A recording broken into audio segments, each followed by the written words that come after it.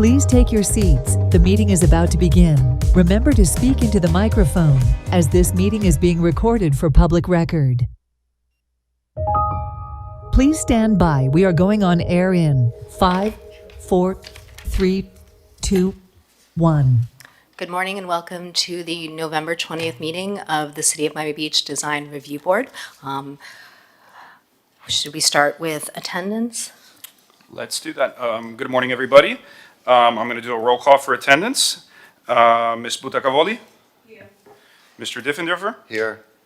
Ms. Giller-Nelson? Here. Mr. Lester? Here. Ms. Lewin is absent. Mr. Meshberg? Here. And Mr. Paz is absent. So we have 5 members present. We do have a quorum. For any applicants that are here that are requesting variances, just so that you are aware, you will need a unanimous decision for the variance to be approved. They require 5 votes. Anything that does not require a variance, a design review approval, a waiver, only requires 4 votes. So just keep that in mind. With that, I turn it back to you, Madam Chairman.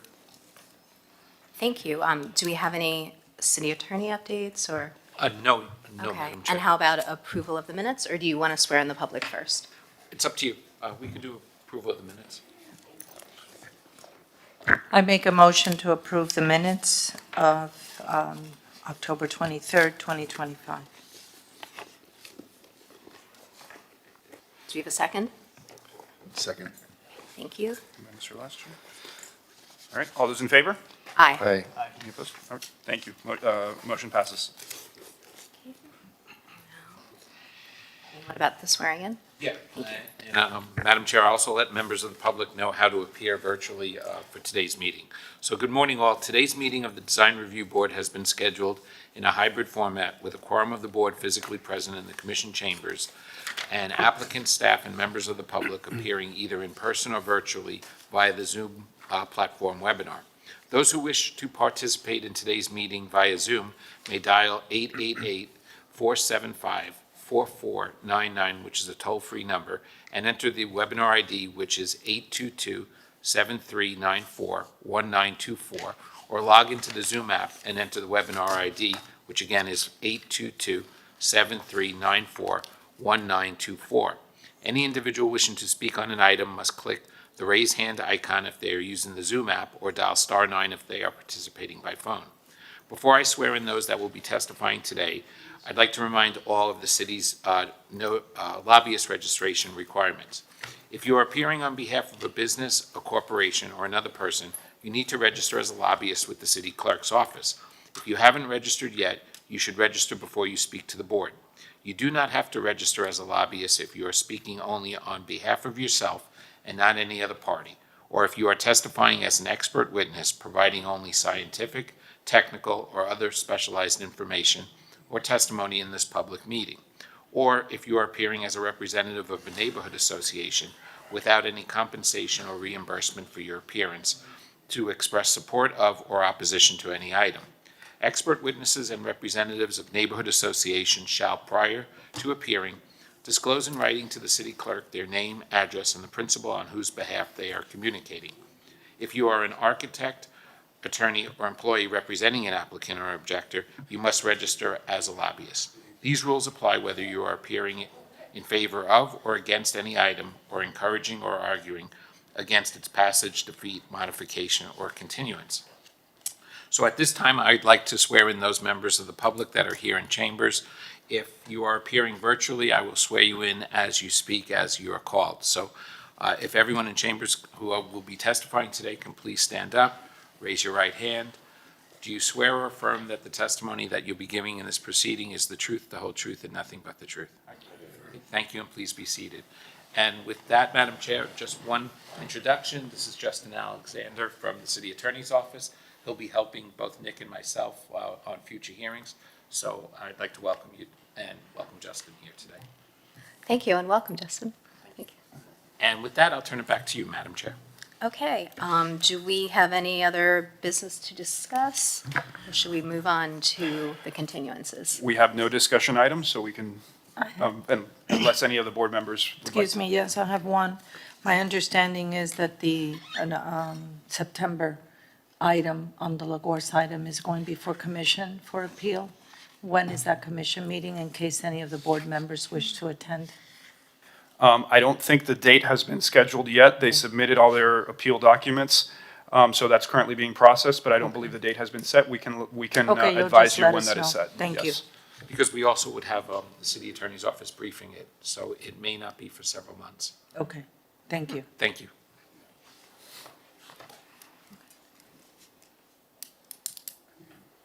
All right. With that, we can move on to request for continuances. Okay. Okay. So we have two requests for continuances on the agenda. The first one is a city application. It is for the 28 Venetian Way right-of-way. The city is still working on the plans for this document. They had a preliminary set of plans that they were going to bring to the board, but they're still revising. They're going to revise those plans again. So they requested another continuance to the December meeting. That would be December 11th, I believe. December 11th. That's DRB 25-1100. If anybody would like to make a motion, then.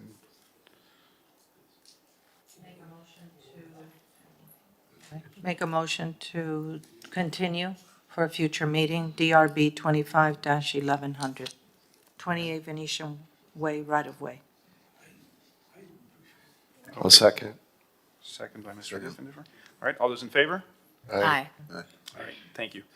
The next item that's being requested for continuance is, it's item 6 on the agenda. On the online agenda, it's already been moved to request for continuances. That's DRB 25-1088, 6945 Abbott Avenue. That's an item that was discussed last month. There were some operational concerns that were raised by the board. The Transportation Department and Parking Departments are currently working with the applicant on finalizing those recommendations and making adjustments to what came before the board last month. So they are requesting that the item be continued for those issues to be finalized and for the transportation memo to be finalized. Till Make- when? So it would be December 11th. Okay. Make I'll a The city's motion. requesting that, the city's requesting that it be continued, and the applicant's okay with that. Make a motion to continue DRB 25-1088, 6945 Abbott Avenue. I also request that you give us, as a board, direction as to what was approved in the referendum for North Beach as far as the code, so that when we get future projects in the North Beach area, we know what pertains to us and what does not, what can be. Okay. Okay, Okay, thank we'll you. give you an update on that. I'll second the other. I apologize, the second came from who? Me. Okay. All right, all those in favor? Aye. Aye. All right, the motion passes, thank you. So now we're going to move on to continued items.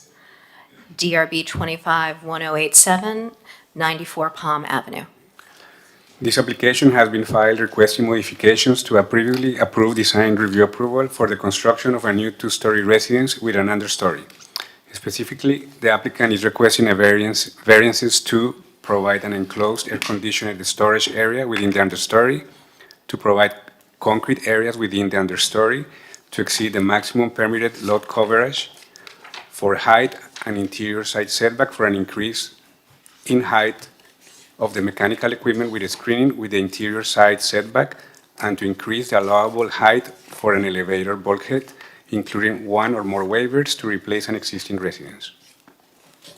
Okay, so this is an item that was discussed by the board originally on June 12th, 2025. At that meeting, the DRB approved one of the variances that was requested by the applicant. That was a variance related to the height and of screening and mechanical equipment in the side yard. So the board has already approved that variance. The rest of the application, the design review approval, which includes some waivers, and there were several other variances, was continued to a future meeting, to the September meeting. The applicant requested a continuance at the September meeting because they wanted to make some revisions pursuant to some of the comments that they heard at the June meeting from the DRB, and they wanted to revise their variance requests. So the item was renoticed with an additional variance request. That variance request that is being added was to increase the allowable height for an elevator bulkhead. So as an update, the applicant submitted some revised plans. The revised plans include the removal of the variance request that was already approved. The applicant has made some revisions. So for variance number 1 regarding the enclosed air-conditioned space in the understory, they have clarified their request to identify the utilities that will be located in the understory area. That includes a water heater, a water purification system, cisterns, and air conditioning equipment. The board requested some additional details on what would be located in the understory area, so they have provided that, and they'll be demonstrating that in the plans. Regards to variance number 2, that was related to allowing for concrete in the understory area. Last month, the board had a discussion and recommended that the code be amended to allow for those types of situations for concrete grids in the understory area, provided that permeability is maintained. That is being transmitted to the city commission, but that'll take some time before it can be adopted.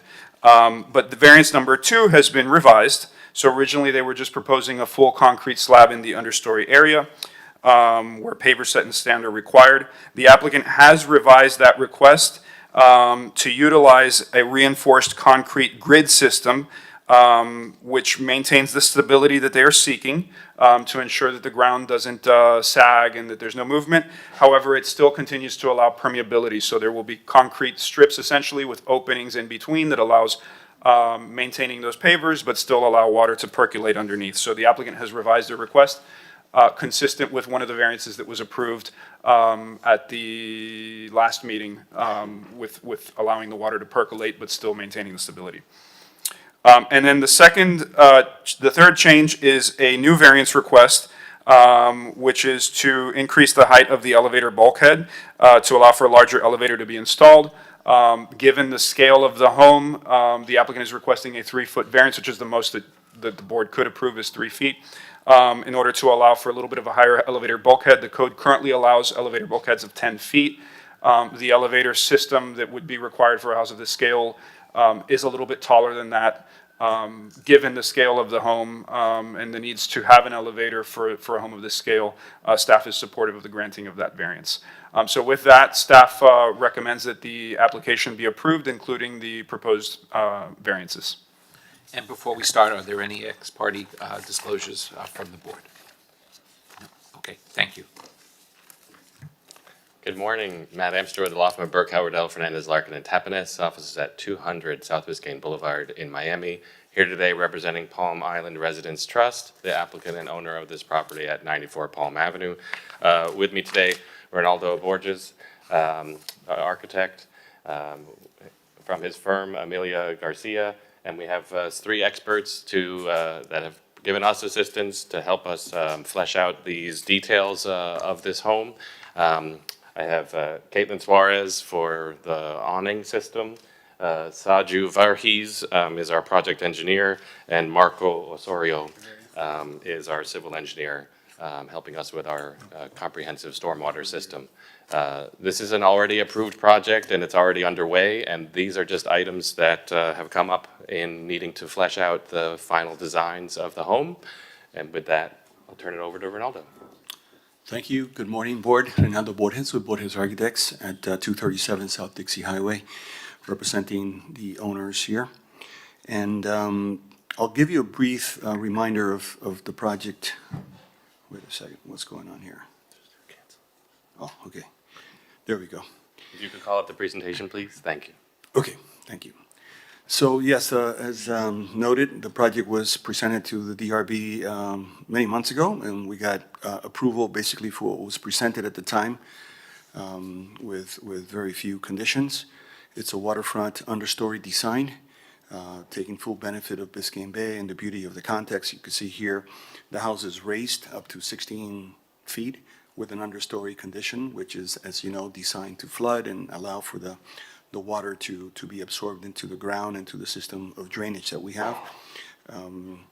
You know, a lot of amenities. I mean, really, this home is full of features and exciting amenities for the owners. And you can see here from the understory, the kind of view that you get of Biscayne Bay, we're fully utilizing, all the things that the zoning and Miami Beach allows us to bring in, sunken areas, treatment pools, in the context of Palm Island at 94 Palm. So this is a representation of the original site plan as it was approved. And then you'll see new variations of these site plans with the minor conditions. We as architects, really looking at resiliency and sustainability in these homes, and this is kind of state of the art because it's LEED Gold certified is what we're aiming for. We have a fully integrated solar system that is generating solar power, integrated with a very sophisticated battery system. It really has everything that you could possibly do to bring sustainability and resiliency to a home of this scale in this context. So the first item is really to allow us to air condition these spaces under the house, which is one, primarily an equipment area with sensible electronics, and our engineers here to represent the concern there. The only way to control the humidity in these spaces is to really air condition them, and it's the only reason that we're doing it. And then, of course, my client has a car collection, so on the parking area, we would also like to air condition that environment, so those cars are in a happy air-conditioned environment, removing, humidity and the salty environment. I want to say there's a calculation here in red that reminds us that we are allowed up to 3% of enclosed area in the understory, which would be over 3,000 square feet. The area noted here is only about 1,500 square feet. But it's a utilitarian space. It's really not part of that vestibule that we have in the understory that allows you then to travel up to the house. But this is not really increasing any of the areas. It's just allowing us to have equipment that is better protected. This exhibit here kind of shows you world-class water filtration system that is really state-of-the-art, has a lot of sensitive equipment and electronics. We have pumps and we have control systems for the smart home integration in the house. So, this space is primarily for that, right? We may store a few bicycles, as you can see here. They do have young children, but primarily it's an equipment mechanical space that we're asking to air condition. Just to remind you, the Florida Building Code allows us to air condition this space. It's primarily a zoning sensibility because, we want to avoid these spaces becoming habitable in the future, and I think that's the main concern that zoning has with air conditioning these spaces. So that is this item, and I do have Saju here with us, who's our world-class engineer that has helped us engineer and integrate all the systems. If you have any questions, we could do it now, or we could do it after we finish the 4 items. I think it's probably easiest as we Okay. go through and have a All right. discussion and Okay. answer questions. Perfect. So then we move on to the next item. So all this area in pink is an area that is paved with the pervious paver system, but we were concerned that when that paving system comes up to hard structure that's engineered with piles and very, very stable, that there would be some distortion of those pavers in a house of this value. We wanted to install those pavers in a structured slab. That has evolved, through the learning, because we're always paying attention and looking at great ideas. This is the concern, right? That this paver, even if it's well compact and so on, it tends to distort and fail.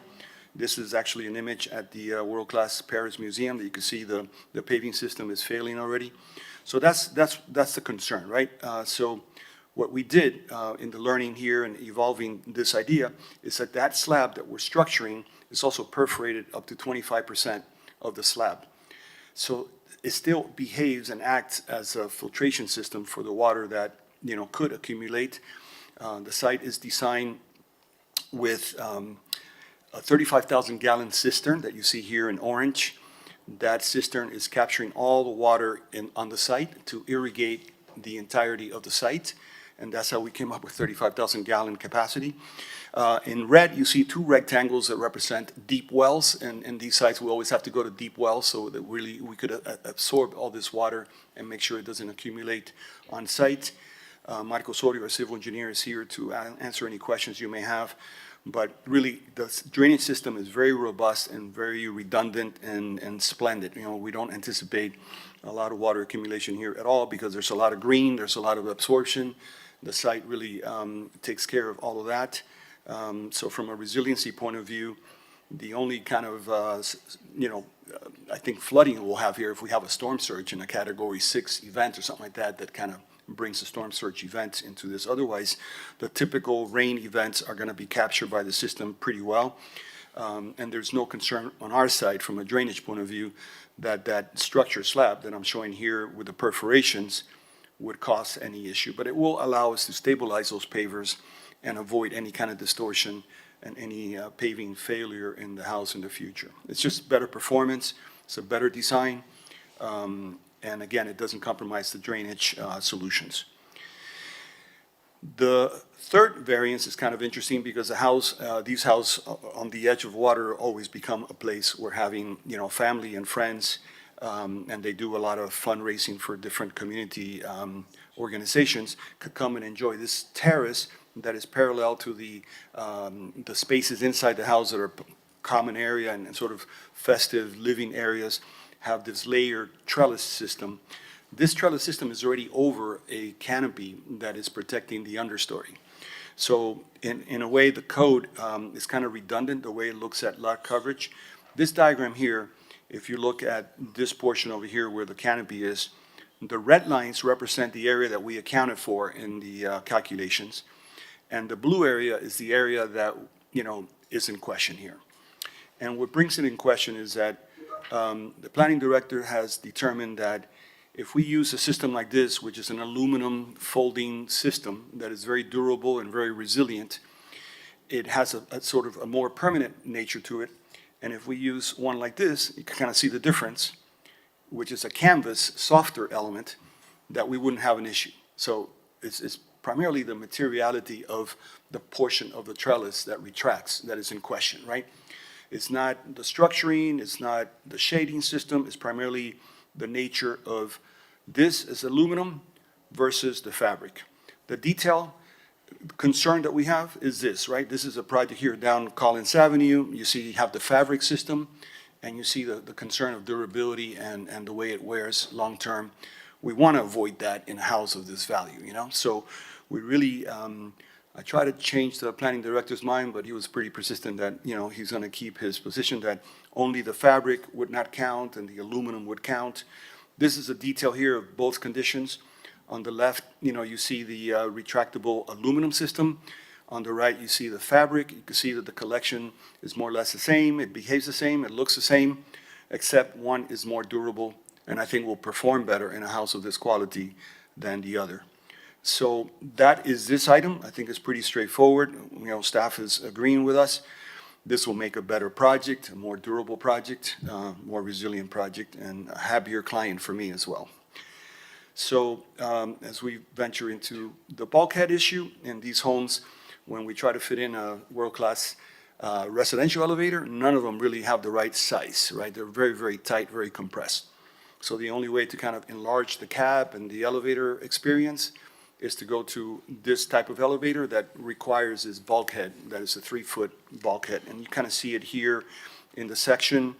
You see we centered it on the mass of the house, really to prevent, being perceived from the street and so on. So even in this image here, you can see that we have a palm tree right around here that is strategically placed to kind of eliminate any perception of that volumetric, and then here, without the palm tree, you see that the bulkhead is minimal, the visual impact is minimal, and this has become something that most of these larger homes are requiring now, so I think that the code may be allowing this as of right in the future. You kind of see here in this three-dimensional view, it's a minor, bulkhead element, and we request that as a variance. In terms of overall progress, we have 16 different specialty consultants in this project. This has a lot of different specialty items, and we're about to submit for permits, just waiting for hopefully these variants being approved today so that we could start construction as soon as possible. I mean, they have urgency, they have a contractor on board, and we're ready to move forward with this. So with that, I'll leave it for questions from the board. Thank you very much. Very thorough. Yes, just a few more remarks. The nature of this, again, as you move forward towards permit, which we're on the cusp of putting in, you get all these disciplines and engineers looking at the fine details, and that's where a strict application of the code we're now requiring these variances, but I think as Ronaldo and our plans are showing, there are practical difficulties with providing that, again, strict adherence to the code, where these essentially are alternative means of meeting the intent of the code, that we have extensive stormwater drainage throughout that is, achieved through the pervious system, even with the cistern, which also, helps from the standpoint of even the lot coverage. We have an extensive, there's no requirement to have a cistern. We are adding that to assist with our stormwater system, and therefore being very effective. The entirety of this understory is all wet flood-proofed and extends, even though we're in closing areas, as Ronaldo said, we have basically we're within the maximum that you could have for access. We're just using it for these select equipment protection for the long term. And this is a very large lot. It's basically a double lot in RS1. And so from a standpoint, certainly for the elevator, a number of other single-family homes on RS1 lots have been granted that same elevator variance for the height. It's very centrally located, hardly visible from the street. So with that, we're here to answer any questions. Thank you. Thank you very much. Are there any other members of the public wishing to speak? Anybody online? If anybody online who would like to speak, please raise your hand. Nobody online with their hand raised. Excellent. So I'm now going to close the public portion, open it up to the board members to discuss. Who would like, or do you have any questions about the variances for staff? Adam, do you want to start? Sure. Okay, where do I start? Starting at the pavers, what material is your paver again? Well, it's a concrete pervious paver system. So typical concrete? Yes, and it's neutral color, it's a Hanover. very light color scheme. Not a big 4-inch thick slab of stone or something like that? No. Okay. Why are there, this is something I noticed, why are you putting the paver supports under the storage area if that's pervious, but we want to air condition it? So the concern, Adam, is that when that pervious paver comes up to the edge of all the structure pools that kind of come into the underside, which is structured on piles and all that, right? The pavers could distort. They could settle and create that kind of distortion that are represented in these images. So by putting that slab, right, which is. No, sorry, Yeah. let me click on my question. In the storage area, the mechanical room that we're talking about that we want to air condition. Yeah. You're showing the same grid structure under that. Yeah, because that area also has to have pervious pavers. So we want to stabilize them over the pervious slab to make more stable that installation of the pervious system. So the mechanical room that we want to air condition, which I am all for to keep the equipment, is going to be pervious, so we'll let humidity up from the Yes, ground. absolutely. That entire understory is allowed to flood, right, in an extreme event. So that's why everything is sort of intended to be pervious to absorb that water. Okay, it just seems like you're letting moisture up. Why wouldn't that be a slab? But if it's not allowed to have, then it's not allowed to be a slab underneath there is what you're Yeah, saying. everything there is required to be a pervious paving Okay, system. sorry, I just Yeah. noticed that. It seemed a little bit. Yeah, look, I mean, the code, that's why we're having these conversations. The code is not perfect, and this is the way that we perfect the code, by having these minor variances. Yeah. I had a question about the, putting this, what do you do in a flood? Is this equipment all going to be ruined if if the water comes up? No, all the equipment that cannot flood is raised at FEMA +1 on pedestals inside the room. So the level of the room itself, the paving, is below FEMA, but all the equipment is all above FEMA. So even if it gets flooded, the equipment is safe. Okay, it's weird to me. I'm trying to justify this enclosed room that's air conditioned, yet it's not watertight with this expensive equipment in it. And it's not humidity-free either, right? Like, what do you? Right, is so it- if I don't air condition it, then I'm not controlling the humidity, and I got a corrosive environment, so that's. No, why- I understand yeah. all that, but But if you But could follow see, me through for a minute. I mean, if you're doing pervious pavers under it, isn't humidity going to come into that room anyway? Well, there'll be flooding events that may compromise, that paving system inside that room, right?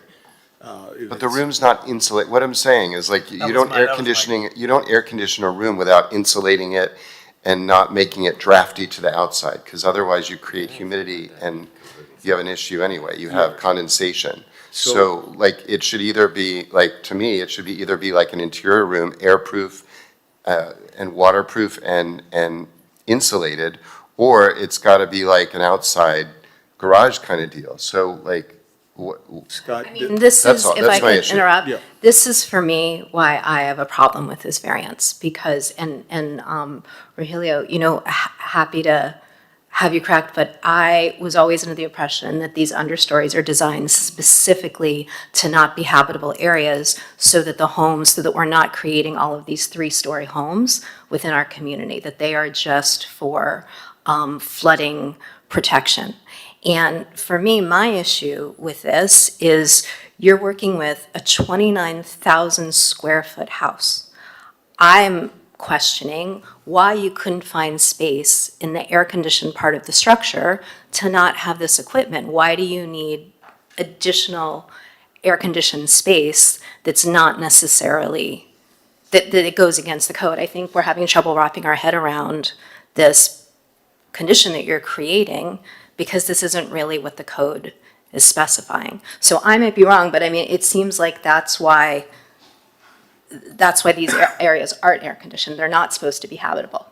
And my concern too, I mean, you're saying, okay, you're creating this air-conditioned room for this equipment, but it seems like it's a large space. There's nothing stopping that room from becoming habitable at any point, maybe not even with this resident, but maybe the next one or the next one. For me, this is a precedent that I don't really want to set. I don't think it's appropriate. I if think I- we need to stick to the intent of the Let code. me clarify a few things here, Sarah, because I think there's a perception issue here, right?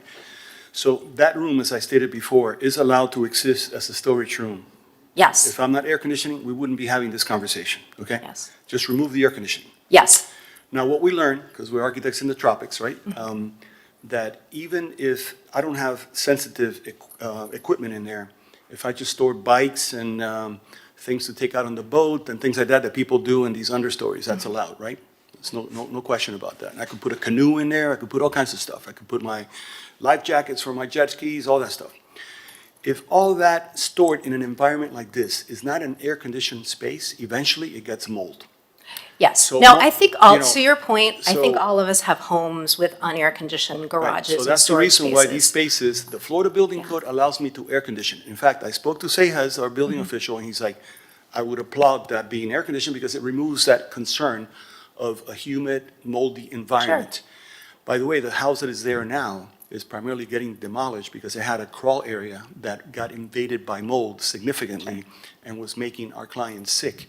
So mold is a big concern in this project, right? Because, when you have those kind of experiences in South Florida, you never forget, right? And mold is very persistent. But what makes it thrive is sort of unconditioned, hot, humid environments like this. Yes. So the only way that I eliminate that is by putting a simple wall-mounted air conditioning system. The system and every other equipment inside this room is all elevated, so if the room does flood, because the Florida Building Code requires that that room is floodable, right? I need to allow the flood waters to get in there and not resist the flooding of that space. It's not anticipated to be anything more than a few inches of flood waters getting in there, but it's engineered, so all the equipment is a FEMA +1, so everything is raised on pedestals. So none of the equipment will be damaged if I do get a flood event that invades that space. And that's really an extreme event. That would probably be a storm surge event. But nothing is going to be damaged, which is the idea. For the sake of time, I'm going to interrupt you because I think that this is all very clear and that everybody who lives in South Florida wants more air-conditioned storage space to protect their valuables. My concern, and I'd like, maybe city staff to address it, is to review why, the code says that these can't be air-conditioned. And I'd like to go back to that because what you're asking for is an exception to a very clear, in my mind, rule. Right. Why are we granting it to you? What's so special about your project that That's my question. For me, when you have a home that's 29,000 square feet, that doesn't constitute a hardship. Mold and humidity is something that everybody who lives here has to navigate around. So if you could explain, what the intent is there. The intent is just that we do not get habitable spaces in the understory area where people are hanging out inside in their comfortable air conditioning. The idea is that this be an outdoor space for residents to enjoy. So when that requirement for no air conditioning was put in place, it was intended for that purpose, to ensure that there's no places where people are going to be hanging out indoors in air conditioning in the understory area, with the exception of the entrance vestibule for the home. That area is specifically allowed to be air conditioned. In this case, staff is supportive of it because they are going to be including a lot of equipment that your typical home won't have, such as the water purification system and these other types of equipment that you generally don't include in your typical home. And to be clear, those are choices that the They homeowner is are. making to add. They are, that is true. Okay. That is true. I would say, like, my biggest concern is precedent, and I hate when people tell us we can't talk about precedent. In this case, I have no doubt what you're doing is for why you're doing it. But in somebody that doesn't have 29,000 square feet, and someone that's doing a 2,000 square foot house with an understory and says, well, I want to do a 800 square foot enclosure and put equipment in there and air conditioning it, we all know, like in the Keys for the last 30 years, you're not allowed to have it that understory, but everybody walls it in and air conditions it. And what's to stop people from making that another room? So of course, when you build an understory with a garage, you're like, or a storage area, you're gonna make it, I think people will forward go, this is gonna be a room. That's what the intent of the code is.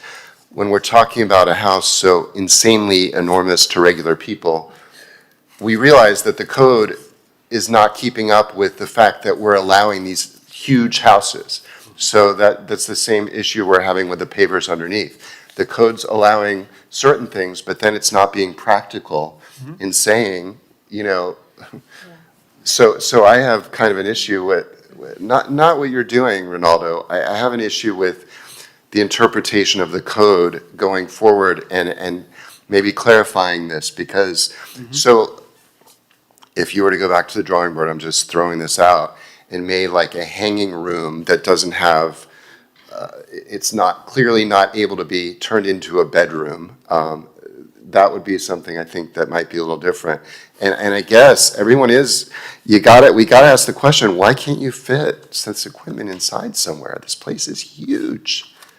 Can I ask a couple of questions, and maybe you can address all our questions at the same time? Your first variance, which is the one that's being discussed, the air conditioning of the storage area and the understory. I understand you have a water purifier, a water heater, and the AC units. The water heater is electric, I assume? Yes. And the AC units that you have there, are they the condensing units or the blowers? No, the air handlers themselves. Okay. Yeah, the condensing Which units are outside. normally are inside an air-conditioned home? Yes. Yeah, oh, okay. Yeah. And do you also have a generator down there? The generator is in the mechanical form that we got, the first variance that we got. Okay. That was to kind of. So that's enclose- not in that room? It's not in that room, yeah. Okay. So the AC system that you are proposing to put in, what is the type? Is it what is the tonnage? Is it a, mean, forgot what they so call I it. don't A have that in mini memory. split? It's a mini split unit Uh-huh. on the wall. It's a simple unit. okay. The big concern here, again, is humidity. I understand. So I am in agreement with my other two board members that with a home this size and even smaller, the blowers are usually kept inside the home. The water heaters and the water purification systems are normally outside the home. Although, because it's electric, the water heater, you can put it inside the home as well. You can put it in their garage, you can put it in the understory. You don't have to close the understory for the AC unit if you're afraid of mold and mildew and so forth. Keep it open so that the cross ventilation will assist with that. It's just that I'm not going to repeat what they've said. I think it's well said and no sense in repeating it. The third variance you're requesting is for the exterior wall, the exterior trellis that you want to put in, where you want it to be aluminum. The planning director is asking that it be of canvas. Yes. And you explained why it needs to be aluminum so that there's less maintenance required, something that we all go through when we do a canopy outside the garage of canvas so that a car can be parked and not be exposed to the sun. Will this trellis that is protruding on the back of the home with either the aluminum or the canvas, does it interfere with the peripheral view of any of the neighbors to the sides? Because there are being problems expressed by other neighbors on Palm and Palm Island is the one I heard it from, where neighbors are protruding so much into the backyard and then putting in yachts, not boats, yachts, that exceed the width of the property. And so there's concerns being raised with peripheral view. Will this extend so far out that it will compromise the peripheral view of any neighbor? You're saying no? No, I don't think so. I Okay. mean, After the trellis is built, what is the depth between the trellis and the water line so or the property line? the Do you code- have an image that, could Yes. show us? If Is we there could a go slide back we can and bring put up? the images on the screen, please, for the board to see. Okay, so what you see here is this sort of white fabric that comes down in the event of wanting to shade the terrace more. So that basically shades that come up and they roll up again. But usually this is open like this and it's totally see-through.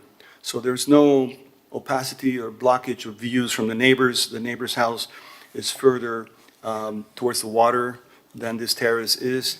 And actually, there's like a jungle of vegetation that is going to create privacy for both properties that is not going to really allow. So what is the depth between the pole, the last pole, and the, okay, that shows a better picture. Yeah, Where is so, the trellis in this? I mean, the setback to that trellis is The probably light blue almost 100 feet, in from the center. from the bulkhead, of the seawall, right? Okay, so Yeah. it's 100 feet from Yeah.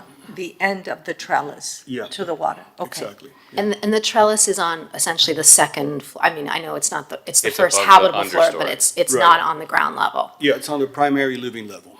And then if you were to do canvas, like would you also have this aluminum, the column, the grid? You would need that as well? Yeah, of course, that's what Regardless, structures the canopy. the That's- structure is gonna be there. That's sort of engineered to withstand hurricane winds. It's Right. very durable, very resilient. Right, so it's just a matter of the material on the top, Fabric versus aluminum. right?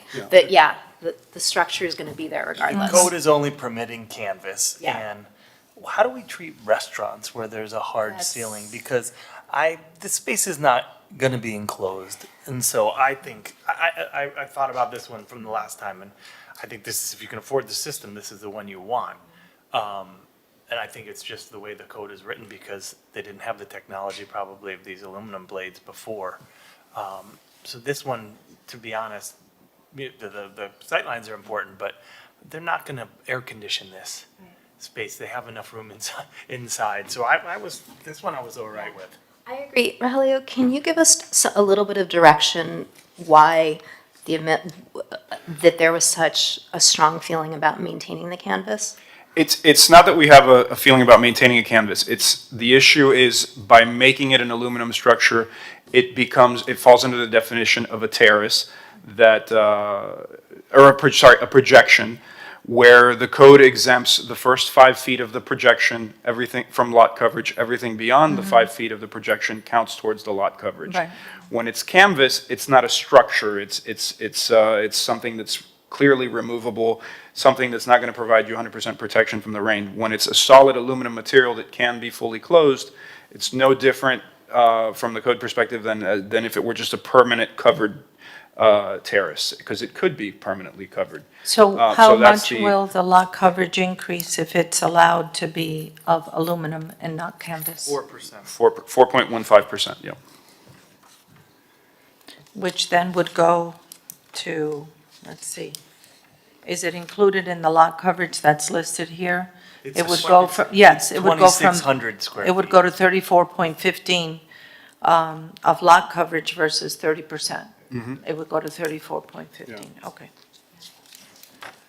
Yeah, so it's not that the code says you can't do this, it's that because it's aluminum, it can be permanently covered, and therefore, it should be treated as if it is permanently covered. Could I clarify something else on the storage issue of that space? You know what, yeah, we'll get All right. 1 second. Yes. I'm sorry, if I can just finish my question on the last one with the variance number 4, which is the bulkhead for the elevator. What is the size of that elevator that you need to include in this home? That Yeah. size. What's the cab height? Is 8.5 by 5.9 is sort of the shaft of the elevator. What is the cab height? The cap height. The height of the cab inside? You guys are really testing my memory here. It's about probably 7, 8 feet, yeah.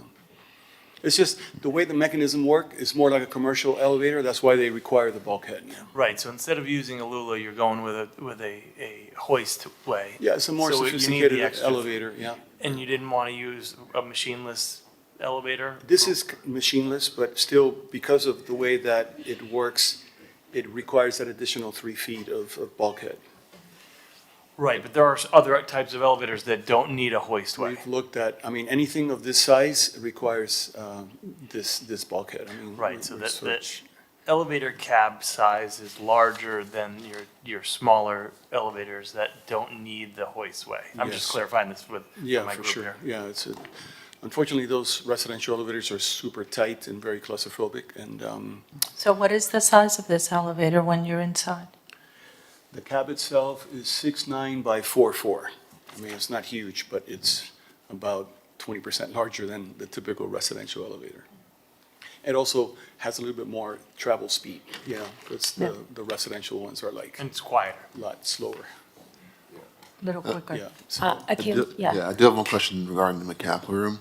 yes. All the equipment and the water filtration systems, can they be ceiling mounted? Well, they're going to be, some are ceiling Pedestals. mounted, some are wall mounted, up above FEMA +1, and those that need a pedestal have an aluminum pedestal to elevate them.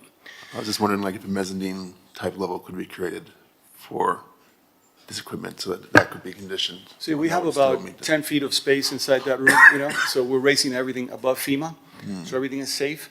I will also say, and I think, Sarah, this is to your concern, the code allows us to put all this equipment there. The code allows us to have an equipment room there. We're not asking for this to be an equipment room as a variance. The only aspect of variance here is that it's air conditioned, which means it's being dehumidified, which to me is logical for these spaces. You know, if we could protect them, let's protect them. Let's build a better house. To build a better house, we need to put an air conditioning system. And that's the only thing we're asking for. To me, if you understand the way this room is designed and all the abundance of equipment, we're not gonna put grandma to sleep in that room, okay? This room is totally in the shadow of the house. It has no windows, is in the darkness of the house. You know, I mean, we know in South Florida, people do everything that you think is not possible in other worlds. But in this case, the intention is it's a mechanical room. The amount of space that we have here, to bring it upstairs, if I do an analysis, it destroys everything that we're doing upstairs. It is a large home. There's no denying that it's a large home. They have the right to have a large home. We're not asking for anything that the code does not allow. But we do prefer, like we do like in mega ships, you know, we put all the mechanical stuff in the lower level of the ship. We don't put it up in the main deck, you know what I mean? It's like, it's illogical, right? So, again, this is sensible, it's rational, it makes sense. We have Saju here to explain the dynamics of air conditioning spaces and removing the humidity concern.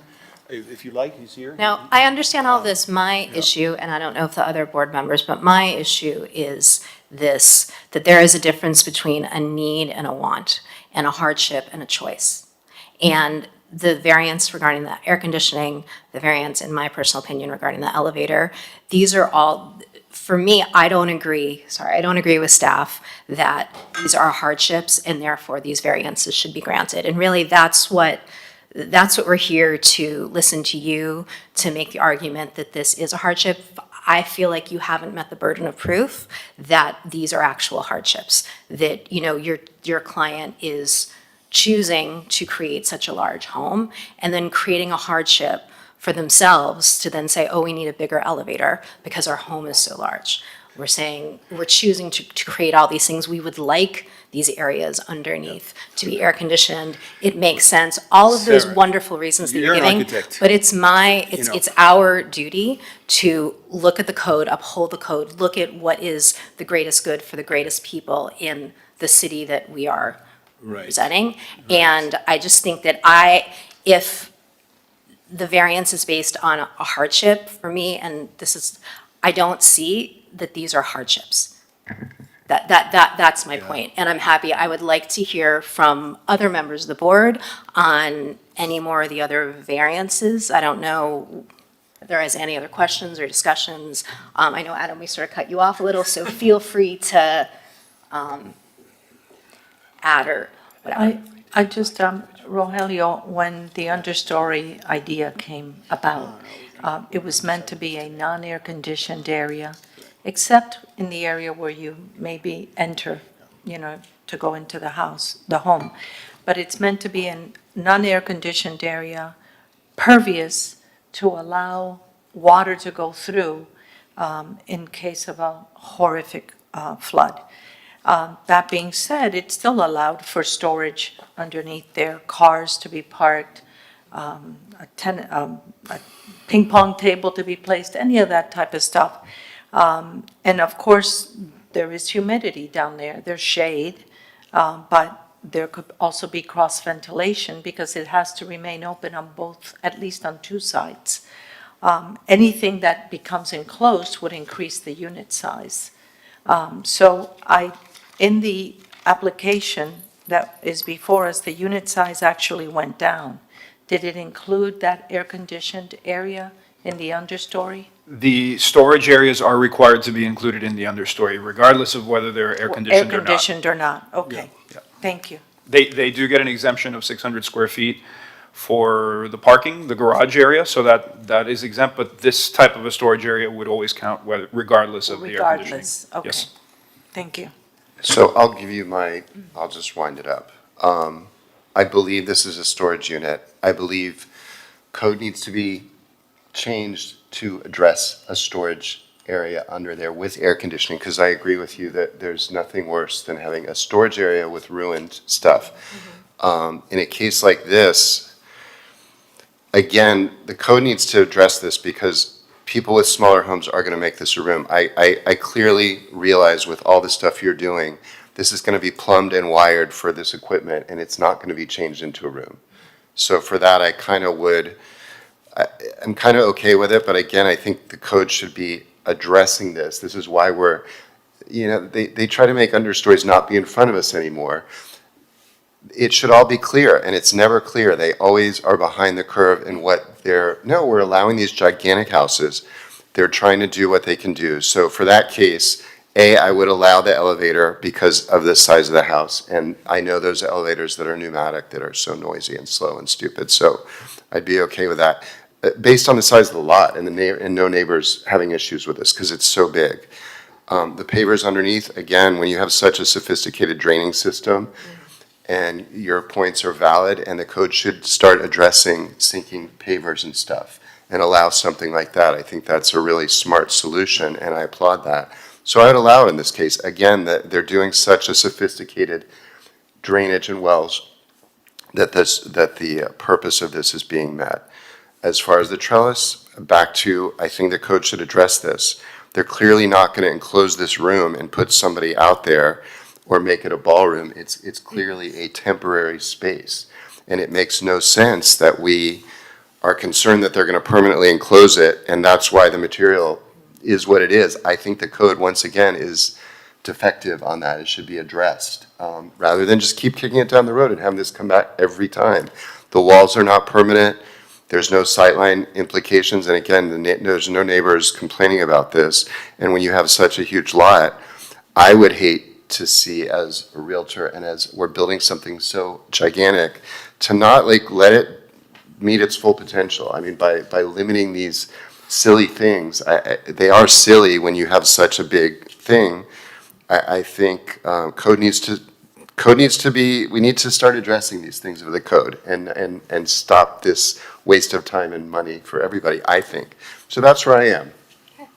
Thank you. And I, in continuation of Scott's comments, I do not favor the air conditioning of the understory for storage, which is your variance number 1, or your variance number 3, which is switching from canvas to aluminum for the trellis.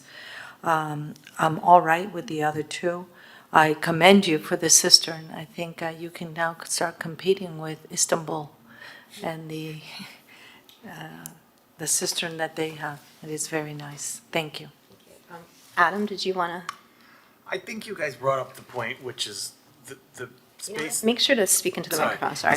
The space, we know it's not gonna be a bedroom down there, and it is equipment, and it will die if it's not air conditioned, but the precedent is true, and so I don't know how to rewrite the code, what it is, but it should be addressed. And the same thing with the aluminum blades, I think, like, it's obviously not gonna be a conditioned space, so I don't see a difference between the canvas and the aluminum, besides it's a better product. So I was okay with those. I do agree with all of what everybody says about precedent, and it will be the case when someone has a water filter in a corner and it's a small room, and they do then convert that into a bedroom or something like that, and that we should discuss as a board. The elevator, I think it's, that's a nice luxury. If we've approved the 3 feet for elevator bulkheads, I'm okay with that. As long as you don't tell me you've got a 9-foot elevator cab that you need this type of overrun for, because I think a 7.5-foot cab is plenty fine for residents. You're not moving furniture up in it, so I'm okay with everything. And the drainage, I do think you guys satisfied that very well. On the, I'm sorry, just to add to it, I understand that you want to air condition the storage area, but the equipment you're air conditioning, such as the water purifier, the water heaters, do not need to be air conditioned. They typically are in a garage or on the outside of a home, and in this case, you have an understory where you can keep them without them being air conditioned. The blowers, yes, I agree they need to be air conditioned, but you have sufficient size of a home, I believe, to be able to have put those blowers in the home without compromising its luxury and ability to do whatever they wanted to do within the space of their air-conditioned home. Could I With ask the a question? 29,000 Could I ask a Let question? me, actually, Myra, can I ask you, I wanted to follow up with the trellis. Why are you not in support of that variance? Why do you want them to stick to the canvas? One, everyone else is putting in a canvas throughout the city when they do canopies outside their homes. Those are not now- $40 million homes. This is not a And carport in some front of- of, a small home. Some of them are $20 million homes, and some of them are not. So that's one reason. That's not the only reason.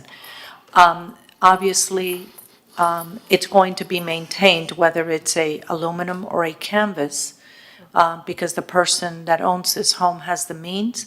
But even though, putting the means aside, he wants to maintain that. The code is asking for it to be, at this point, for it to be canvas.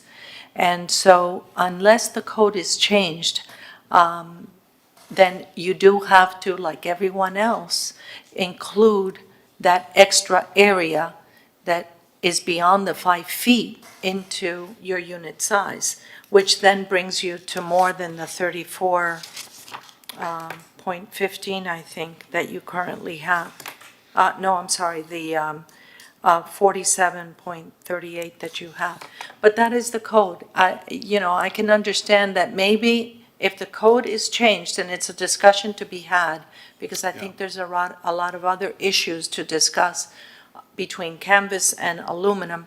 I don't blame you for wanting aluminum and not having to deal with maintenance in the future. Right. But right now, that's what the code requires. But you If are in the allowed to grant a future- variance. If in the future, the code is changed and it says, go ahead, you can put in aluminums, I think you can still do so instead of No. replacing the canvas So- in 10 years when it starts to tear or fade or show signs of, If I may, yes. is the concern, as I think some have brought up, about that it could possibly be enclosed and air conditioned in the future, I don't- becomes a closed space?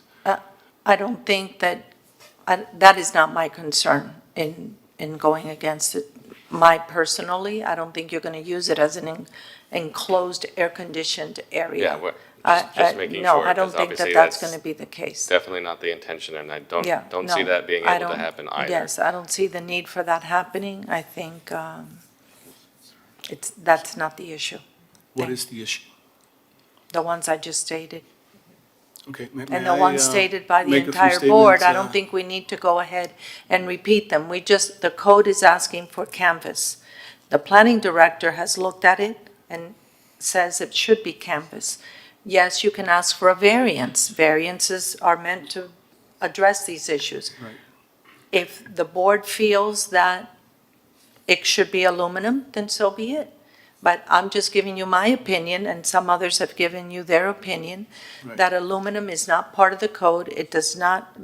It doesn't specify Ms. Giller, canvas directly. uh, I think it's just an interpretation of Of that. the that unit at size time and the when- additional. When the canvas or aluminum is, in the fully expanded position, you have a covered area. Mm-hmm. So this is all subject to interpretation. I do not think that the code says anything about the type of material.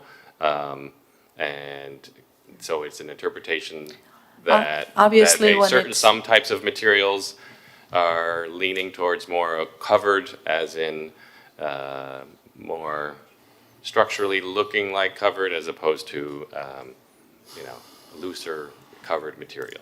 Obviously, so when that's- it's that's canvas, where- there's more openings to it, No, making it that's less not true. enclosed, whereas, The canvas is opaque. When it's closed off, it basically looks the same as aluminum pretty much. It's just that it weathers differently. It ages differently. So may I make a statement, Madam Chair? Sure, actually, I was going to say something actually that I think you're going to want me to say. I'm happy Okay. to how you say it, but I want to respond. Okay. I'm, as you could see from my other comments, I'm generally like, let's stick to the code. But in this case, it seems like because of the structure that is able and permitted and they are gonna put on this terrace, that sort of makes it, what am I trying to say? I don't think that the material that's being used for the top of the trellis is going to make it seem any less impermanent. You know what I'm saying? That the structure that they're proposing, that I guess we approved the trellis. We already, this trellis, for me, the thing that makes it look more stable and permanent is the trellis itself, not the material on the top. So whether it's aluminum or canvas or whatever, or even open, I think you're still gonna have the same effect, and that's why I am in favor of the variance, because it doesn't really make it, if the intent of the code is to make it not seem so permanent or not an enclosed room, you already have the structure. The structure is contributing more to that than the top of it. and the aluminum you're proposing is for the top, not the sides or the Exactly, front. yeah, just the top And of the canopy. In yeah. the front and on the sides, I definitely in the front, from what I saw in the pictures, what you have is a shade that's not opaque. It allows visibility Yeah, of that's some perfectly sort. allowed. There's no variance. Is that needed for shade not available? Can't that shade be used on the top instead of the aluminum? And would that comply with the current code interpretation? Well, that shade is not watertight, so it wouldn't be protecting the space, you know.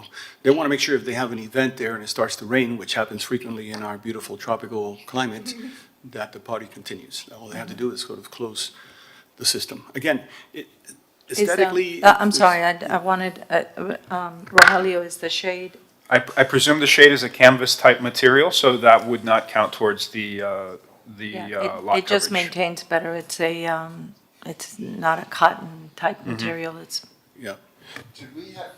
Can I just ask, you showed something from south of Fifth. That was the old Italian restaurant space on the roof with the canvas. Didn't this come in front of the board at some point to then change that material to an aluminum instead of that canvas? I'm not Before certain you. if that project came to the board, but what I can say is if you're using an aluminum covered structure such as that, we would count it as FAR. It would count against their FAR. And I guess that's the issue here, that it seems more enclosed. Right. Because it's hard and it's not Right. permeable. If you have a gridded trellis system, we wouldn't count that against your FAR. We wouldn't count that necessarily against your lot coverage because it's open, it's pervious. Okay. Akil, do you have any other comments about? Okay, you're ready to vote. Okay. Any other board members? Should we take a vote? Could I make a statement before? Oh, sure, sorry. Yeah, okay. So look, I've been practicing over 40 years, right? Many of those years here in this beautiful city. I've shared Resiliency Task Force with the Chamber for many years. This comes from an area of sensibility and responsibility as a licensed architect. You're a licensed architect. You come from a heritage of architectural design excellence, right? I share the design review board in Bal Harbor, and the way I manage that is like, look, if it's the will of the client and it really doesn't kill anybody, let it be, right? And I sometimes question, why it becomes so difficult, for some basic things to just get approved. I mean, this is what people complain about this city, okay? Not a politician, never will be, thank God. But your duty is to look at things for the facts and to allow me to have a house that has more quality, more permanence, more resiliency, and not less. If you deny me the air conditioning in those spaces, the house is a lesser house in quality, okay? And the air conditioning doesn't hurt anybody. It cannot be perceived by anybody, and it's not gonna be habitable space. I assure you that 100%. This canvas thing, look, Tom Mooney is, we know, he's looking forward to retirement day. I've known him for over 30 years, and I sat with him and I said, hey, what is the silliness between canvas and aluminum? Come on, are you serious? Well, he stuck his ground. He doesn't want to change anything. He doesn't want to get in trouble. This becomes controversial, how the city is. So here we are, asking for a variance for something that is so silly that if I explain it to my grandchildren, they'll say, really? Is that the world we're living in? So again, none of these are, irrational. They're not allowing us to build more house. They're just allowing us to build a better house, a more quality house. I think we need all of your votes today. That's why I'm being a little bit passionate. We need 5 votes here today, okay? And we're gonna do whatever you guys want us to do. I just feel it's wrong, and I think that, as an architect, you should know our duty is to design the best possible house. Otherwise, our license should be revoked, okay? And that's all I'm trying to do here. I'm representing my client with as much carefulness, professionalism, and passion as I can in front of a board that sometimes is informed by non-experts. So if you're not an expert on air conditioning, if you're not an expert on material science, how could you have such passion about canvas versus aluminum? So that is frustrating for me, right? Because I'm a professional, okay? I'm here representing everything that I do every day of my life for my clients. This is a huge house, yes it is. We're not here about the size of the house. The house was approved unanimously when I came in front of this board. Now we're trying to perfect it. And this is a process that the code allows to perfect projects. That's why variances exist, okay? Variances are not bad words. They're not really evil things. You should feel a little more relaxed about variances because it's a way for us to get to a better final product. So I urge you to please be rational, be sensible. I'm here representing my client as best as I can, but we're gonna move forward whichever way you wanna decide on these things. But it's kind of tragic for us not to be allowed to do certain things. In a free society, it should be a no-brainer, okay? If this project were in Havana, I probably don't have to go anywhere. And Havana is not a democratic place, last time I checked. So, this board has a lot of power, and you're feeling that, right? But I just want you to understand that this is not, in any way related to hardship or the way that we typically think about variances. This is not a hardship. It's about designing a better house.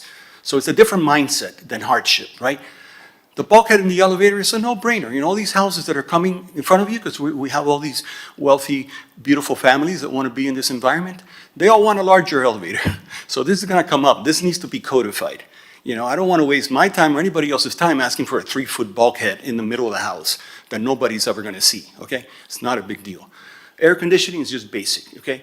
Whether you like it or not, people eventually air condition their garages in this city without a permit because of this, because it requires so much pain to do the right thing, okay? When it's just logical. So I rest my case. And Mr. Borges, I agree with you 100%. It is very difficult in this city, and more so in other cities, to get a permit and to build a home. That being said, I'm not an expert, I'm not an architect, I'm not an engineer. However, I do have some common sense, and I understand that it is far less maintenance with an aluminum shutter. I don't know if the corrosion will allow it to open and close as well as we would think it would, than using a canvas awning.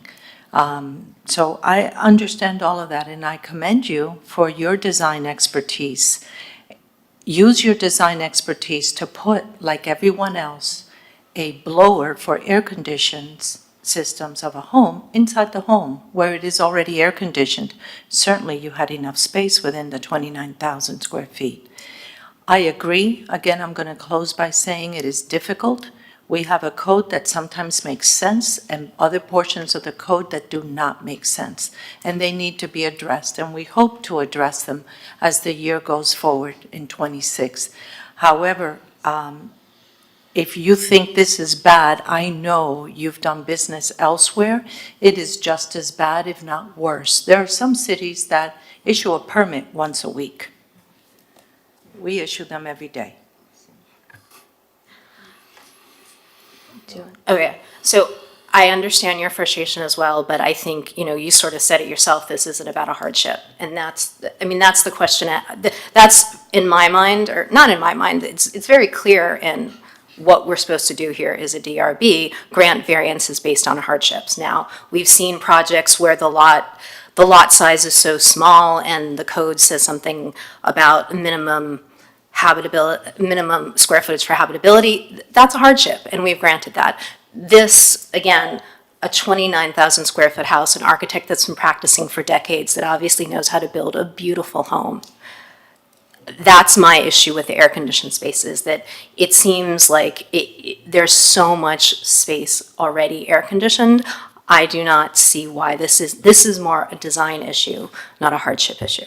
So that's all I'm going to say about that. I'm supportive of the other variances. Everyone has convinced me. I also happen to believe in the regulations and in the zoning and in the variances, and I can't think of a more perfect example of direct democracy in action than a panel of residents and experts that are able to discuss these structures that are going to positively or negatively affect the city that they live in. So we'll have to agree to disagree on that, but I think unless anybody has anything else to say, maybe we should take a vote. Okay, I think, you know, variance 1, 2, however. Madam Chair, Yes. hearing the wonderful voices of the board and concerns about some of the requests, I think perhaps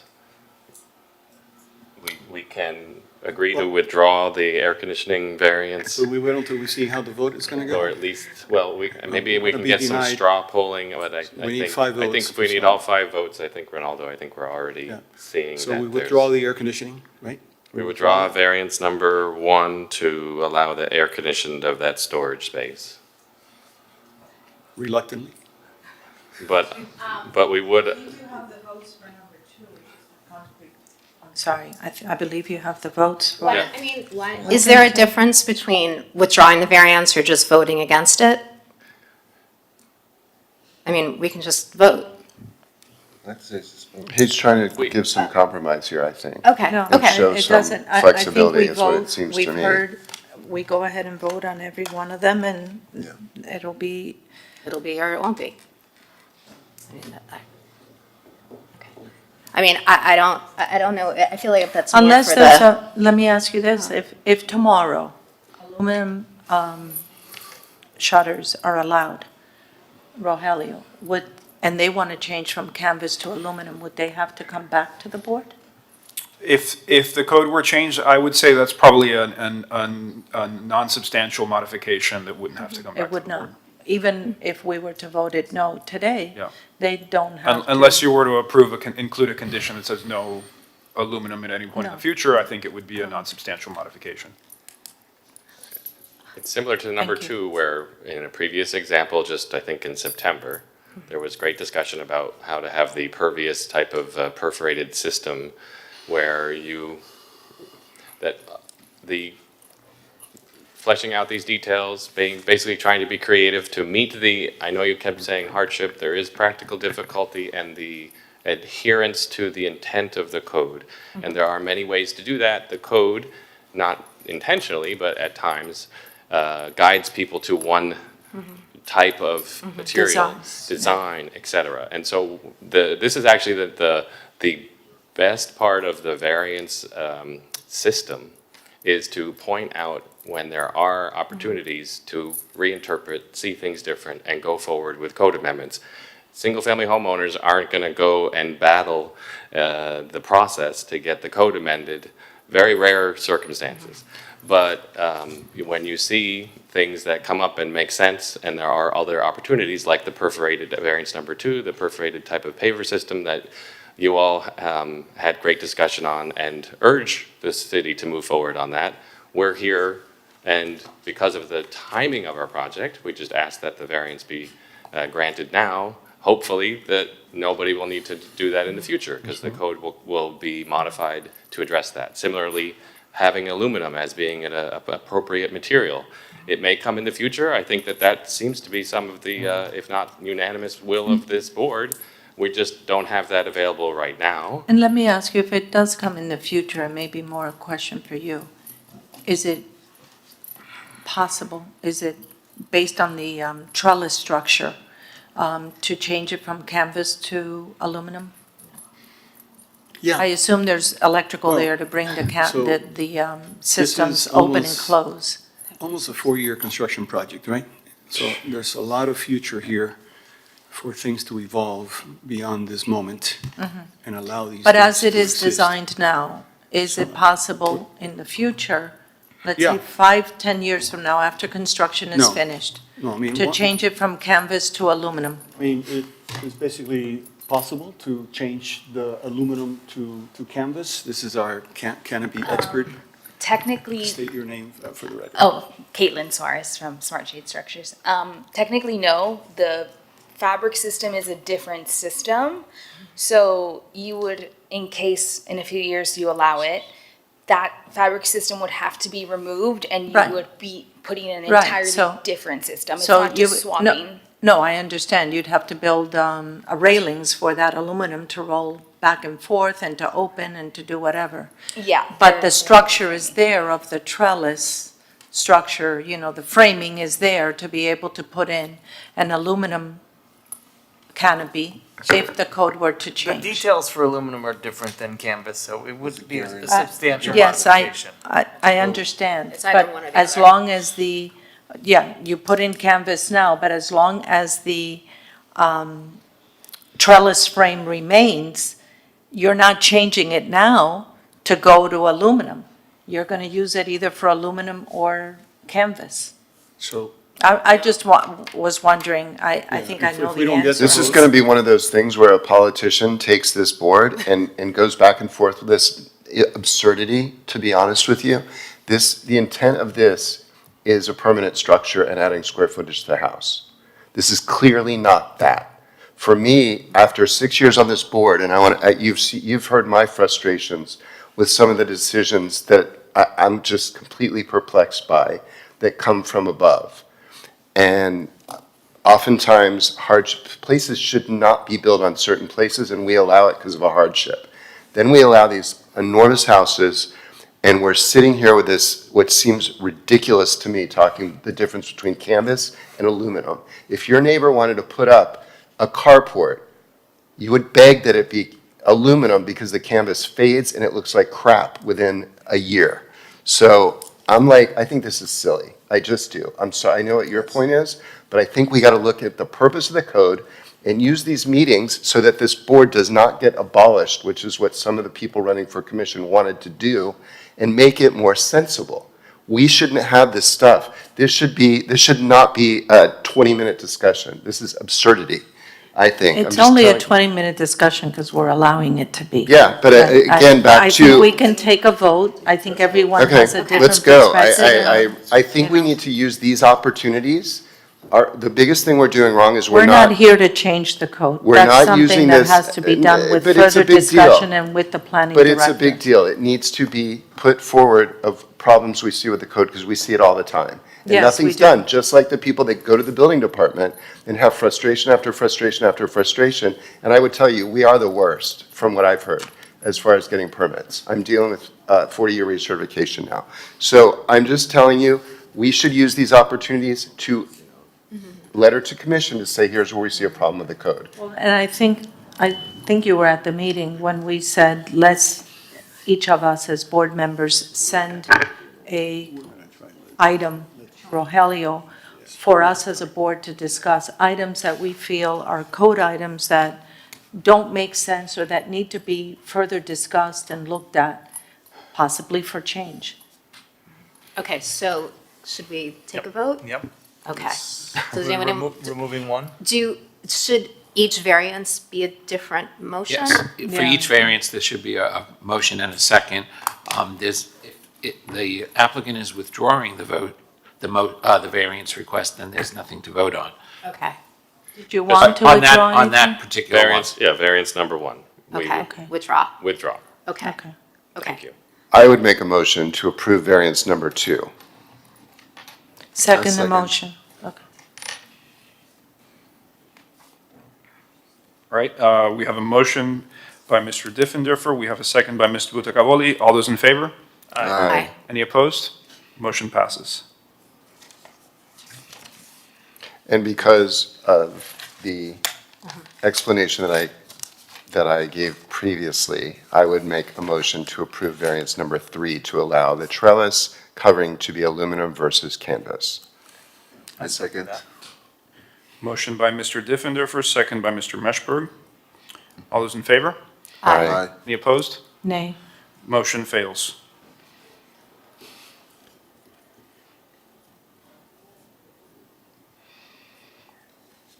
Okay, what about the Okay. third, or variance number Ms. 4? 4. I make a motion to approve variance number 4, maximum height for the cab elevator. Second? A motion by Ms. Butakavolli, second by Mr. Diffenderfer. All those in favor? Aye. Any opposed? No, motion passes. Okay. Thank you. Thank you. Appreciate your service. Thank you very much. See you next time. Okay, we're now calling up DRB 251101, 1140 Alton Road. This application has been filed requesting design review approval for modification to the facade of an existing religious institution. Specifically, the applicant is requesting to recladding the north and east facades with new materials, including one or more waivers. Okay, so this is an application that came before the board at the September 11th meeting earlier this year. The application is to reclad the corner, the chamfered corner of a religious institution. I apologize, I'm getting my documents here. Of a religious institution. The board had several discussion items and had several concerns that were raised, and the board continued the item.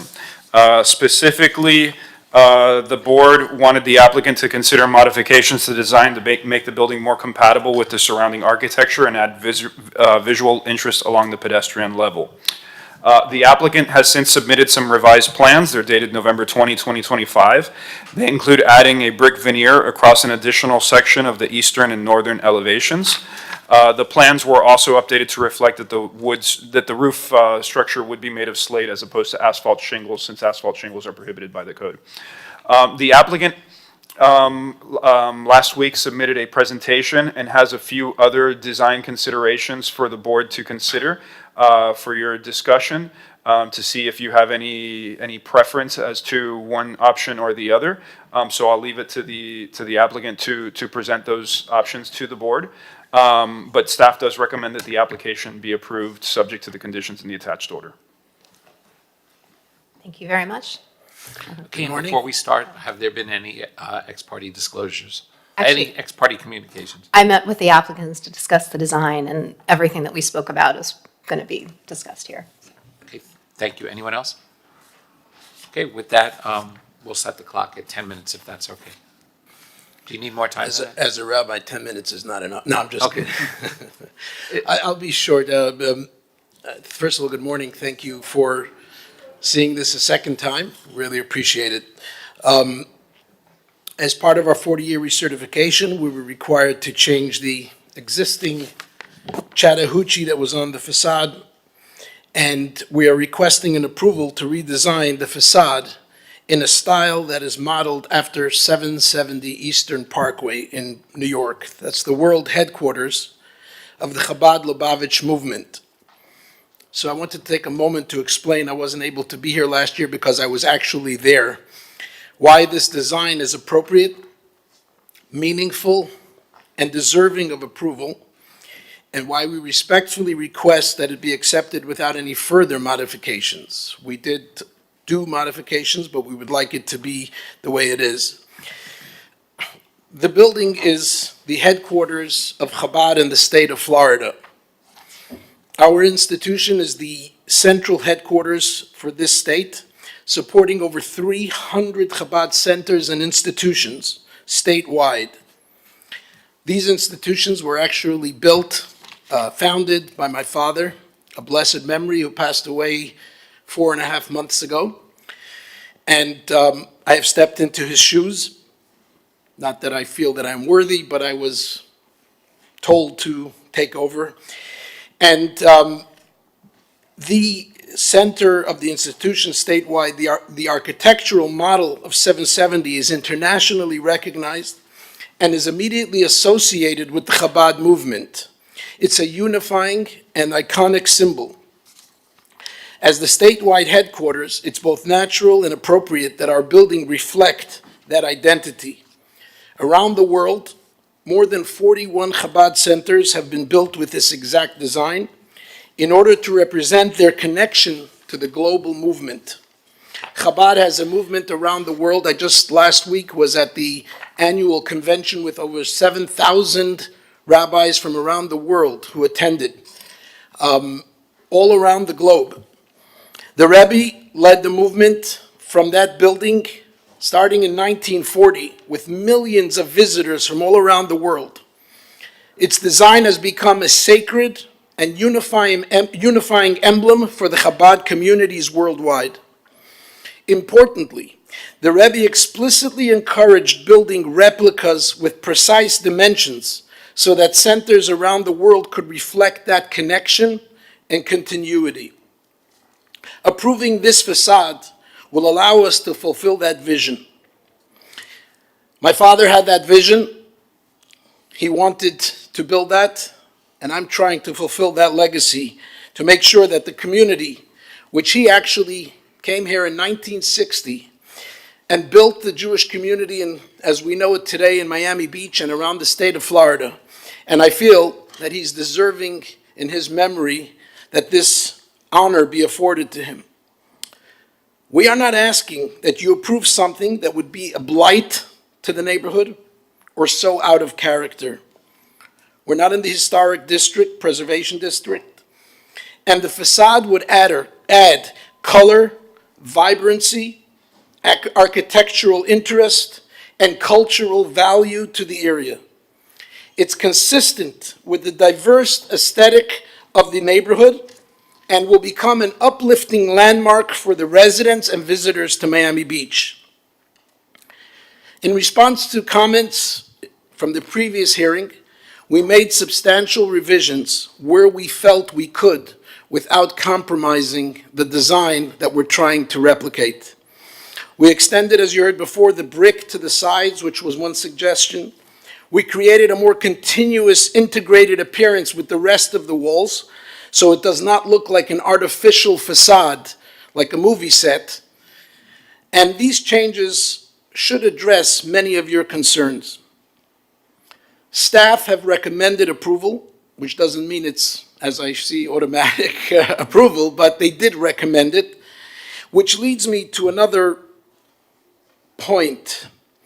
When it comes to religious institutions, there's a federal law called RLUIPA. I'm not an attorney. I cannot tell you a legal opinion.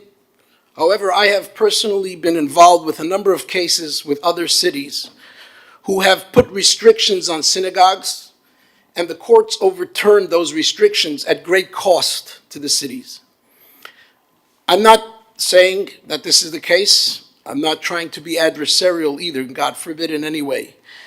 But the code, which was designed to protect religious institutions from being overburdened, reads as follows, somewhat to this, it's not an exact quote, but unless the government should not place any burden on an institution of religious exercise unless the government can show a compelling interest that the regulation is the least restrictive way to achieve it. Staff have approved it, which is an indication that it's not the worst thing that can happen. I think it's the best thing, but definitely not something that would be a tremendous difficulty for the city. Denying or altering a design that is religiously meaningful to our congregation should require a clear, compelling, and material justification. Without such justification, imposing changes on a synagogue's religiously significant facade may conflict with federal standards requiring the least restrictive means.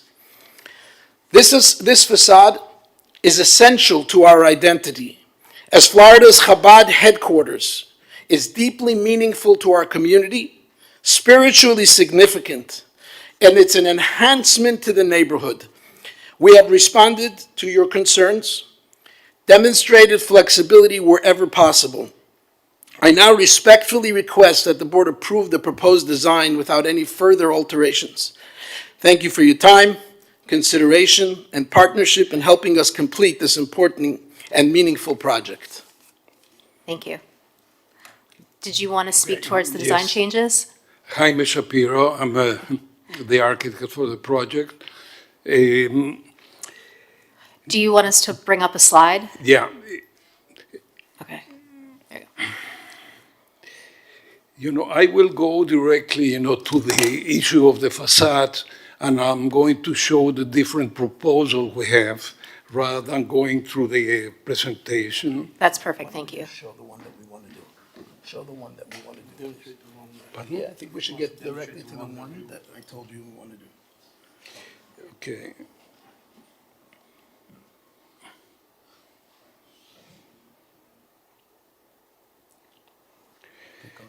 Up one more. Next.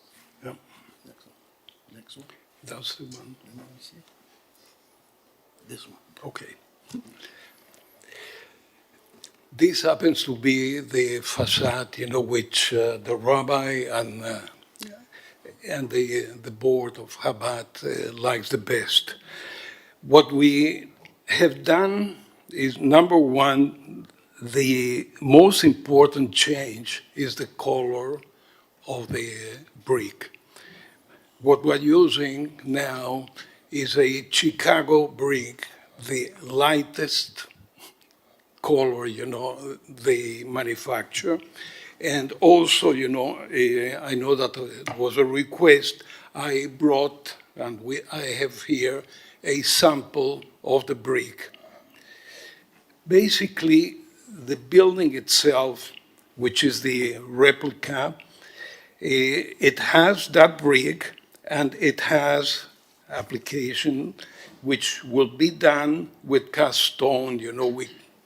We won't be able to manufacture that in real stone, but the cast stone, it has the quality and the color. I have also samples, one sample of the color of the cast stone. Now, what we are proposing is on both sides. By the way, the facade that we're showing there, it shows as a full facade. As a matter of fact, the two elements on the sides, they go in 45 degrees. But in order to show the facade itself, I'm showing it in the real dimensions. The first module is the same brick, same color, and the scoring of those panels, they have that peak or that 45 degree element on the top. What we're proposing is to, in the first module, we will fill both sides with the same slate, the same color. The next one, they will keep the scoring, and they have a banding, it comes from the main building, but it goes all the way through in 2 points, which makes it integrates the rest of the facade to the main facade in the corner. In those cases, they are going to be painted. The color of the paint is going to be similar, maybe a shade lighter than the brick itself. I have also some samples for that.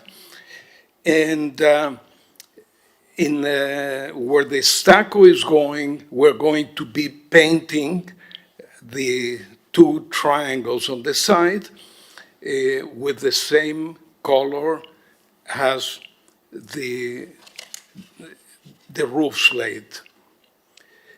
Basically, that's the proposal, and that's what the rabbi would like to see. Thank you. Thank you very much. Do you have the samples here? I think it'd be helpful to see. We can pass them around. And I think also for the public, if we can put on the First one. presentation that shows sorry, the did I- facade, is it this wide on the east side, on Alton Road? I'm sorry, could you start again? I didn't hear the question. Okay. Is this the actual facade, or or are you replicating, or are you putting in the one from New York? This would be what we're Well, proposing. you're proposing on the east side, and does it show what it would be like on the north side? You're on the corner. What they were showing is both the east and the west side. Okay, The so replicated it's- facade okay, is that only one the is- corner. okay, That's what he said on okay. 45 That degrees. render- It's the 45 degrees it's on there. the two sides. That Okay. rendering is showing the first panel being covered in brick is a little bit darker, because it's on shade. And you can see the little triangle, which will be the same material as the roof. And this facade Only the continues first on the, panel. the The rest- facade continues on the east and on the north. On the west and south, you're just doing stucco and paint. Correct. Similar to the color of the east and north So it side. looks continuous. And the roof is a shingles roof? Is a slate roof. Slate, okay, because Rogelio Actually, in the original on- building in New York, it has a slate slate, roof. yes, no. And we're going to go with the same color.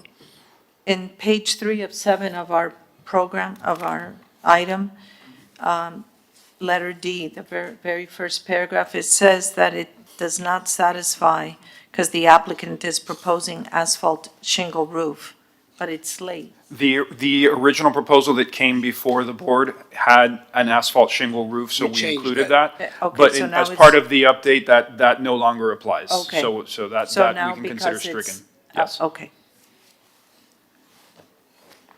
We typically, when we have changes, we like to, we just include those in an update section. We don't like to, so that you can see the progression of the project.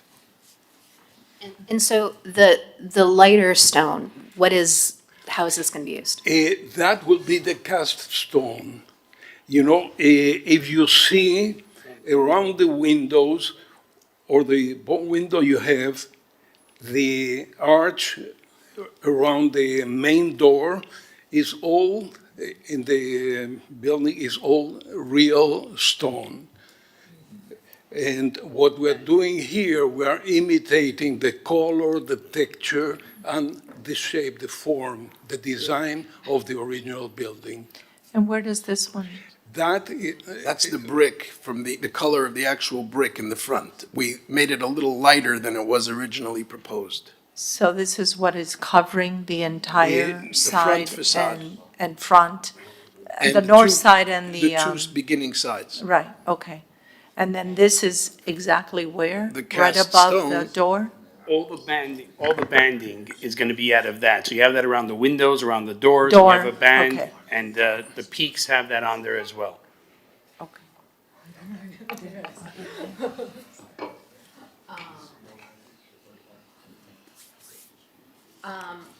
Okay. Is there any more in your presentation? No. Or do you just want to leave it to questions? Yeah, questions. Okay, thank you. Are there any other members of the public wishing to speak?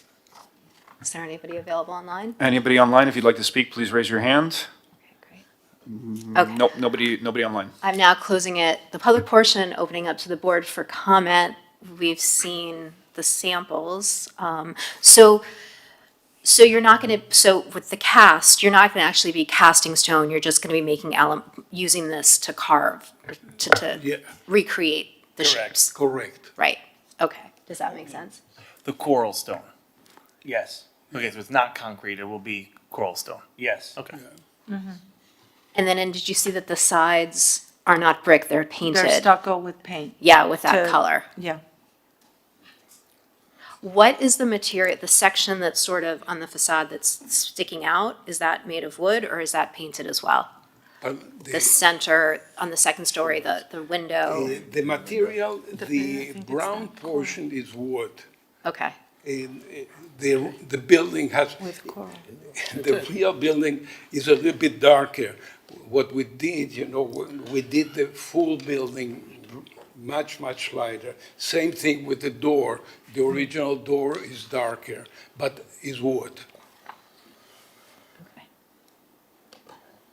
and then, and you showed two different versions of the rest of the facade to get an opinion of us, but you prefer the one that the triangles are more visible? Right.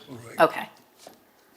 So Rogelio, what is before us today is to vote on the project, but it seems to be in compliance now with the roofing materials, which was the only section that was not compliant.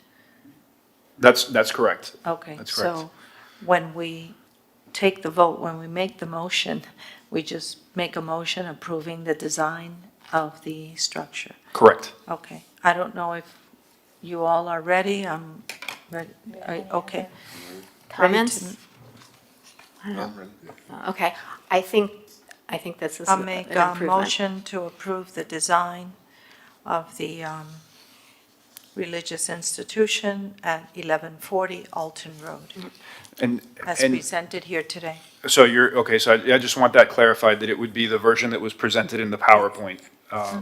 With the sides that are both the light color peach Yes. and then Right. the fake slate. I'd like to have a friendly amendment that it's indeed these materials and these colors that we're seeing, that's part of the approval.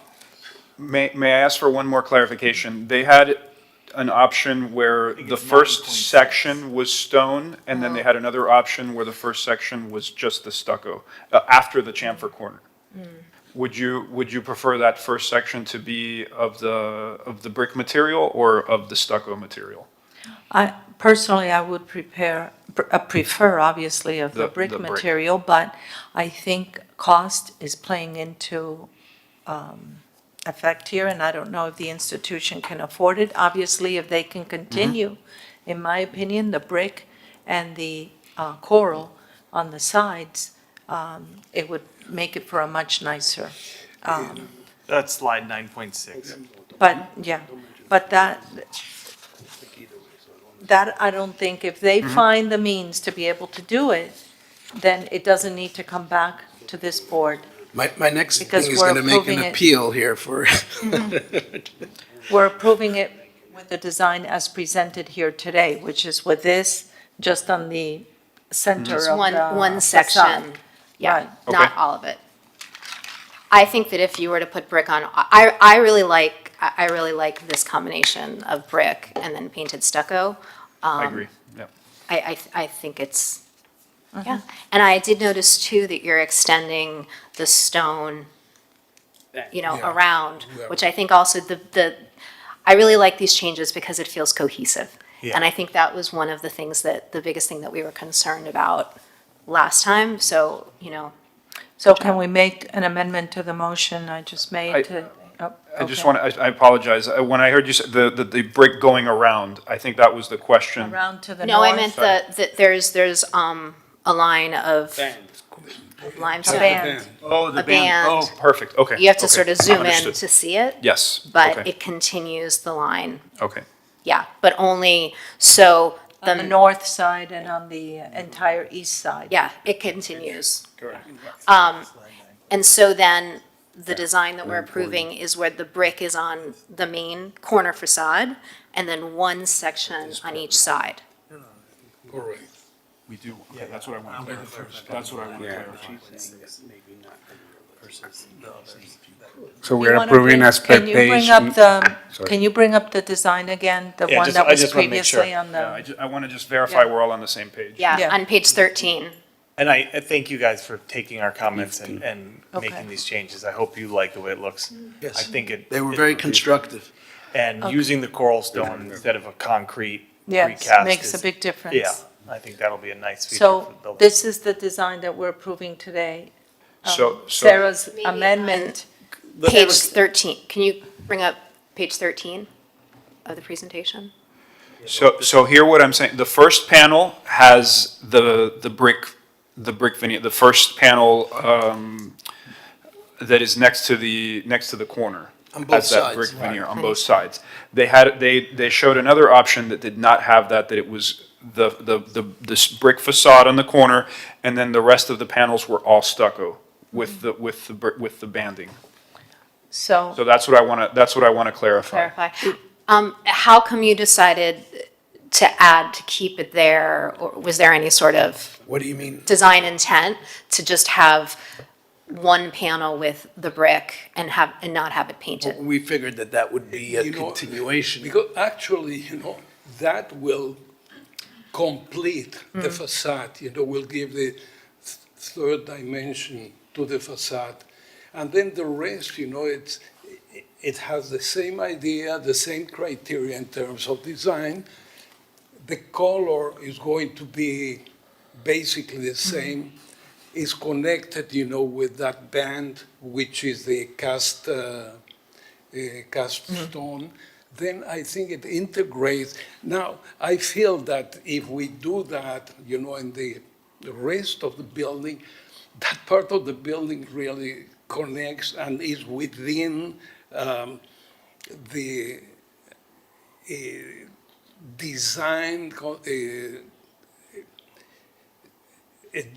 design language of the rest of the surrounding, which is a little bit more modernistic. And the beauty is that it works, they relate. And then I'm seeing on the painted sections, there's scoring. Is that what's there already? Is that why? Okay. Yes, Okay. that scoring already exists, And you're just painting over it? Yeah. Right, so it's The only probably thing not we are going to show as be much. doing now is to repaint that with the color that I'm Right. showing, which is within the color of the brick. Okay. And the band you're referring to is on the north side and then further on the east side past the 3 panels Yes. where you're saying instead of using paint, use the brick that is being used in the front. Which No. band were you referring? No, I was reverting to, there's a horizontal band. It's hard to see in Yes. this picture. Yes, on the. It's horizontal, and that's what's going to be made of the stone Yes. that goes around. Would you mind going to page A 9.4 and then again, and then showing after that A 9.6? I think that shows clearly the two. And 9.6 is what I assume the board is agreeing upon. So here you could see the band on this, that going on both sides, on 12th Street and on Alton Road. You could see the band of the coral that travels the whole way across. That's the band we're referring to. And then here you see that that first panel also has the brick. Whereas if you go to then page A 9.4,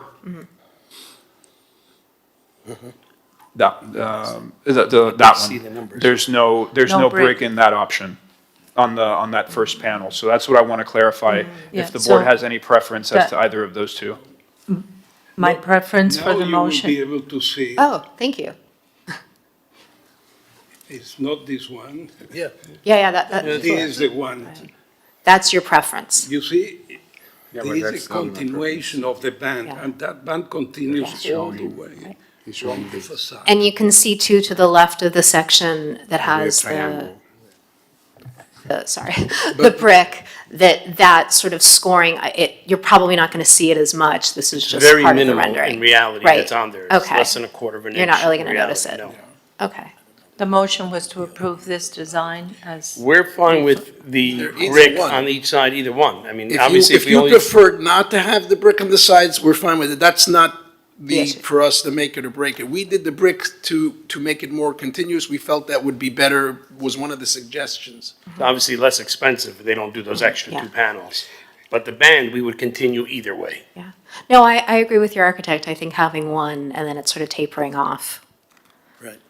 So the motion is to accept the design as listed right now with an additional side of brick on the north and on the east, I guess, beyond beyond the main entrance and continuing the band as well. Is that clear? Yes, so Yeah, that would Slide be, 9.6. 9.6. Mud. that would be as depicted on page A 9.6. Second that motion. All right, we have a motion by Ms. Putakavoli, second by Mr. Meshberg. All those in favor? Aye. Any opposed? Motion passes. Thank you so much, and you. God bless you, and you should all be well, healthy, happy, and wealthy. Hope to see you all Thank by you. the grand opening. Thank you.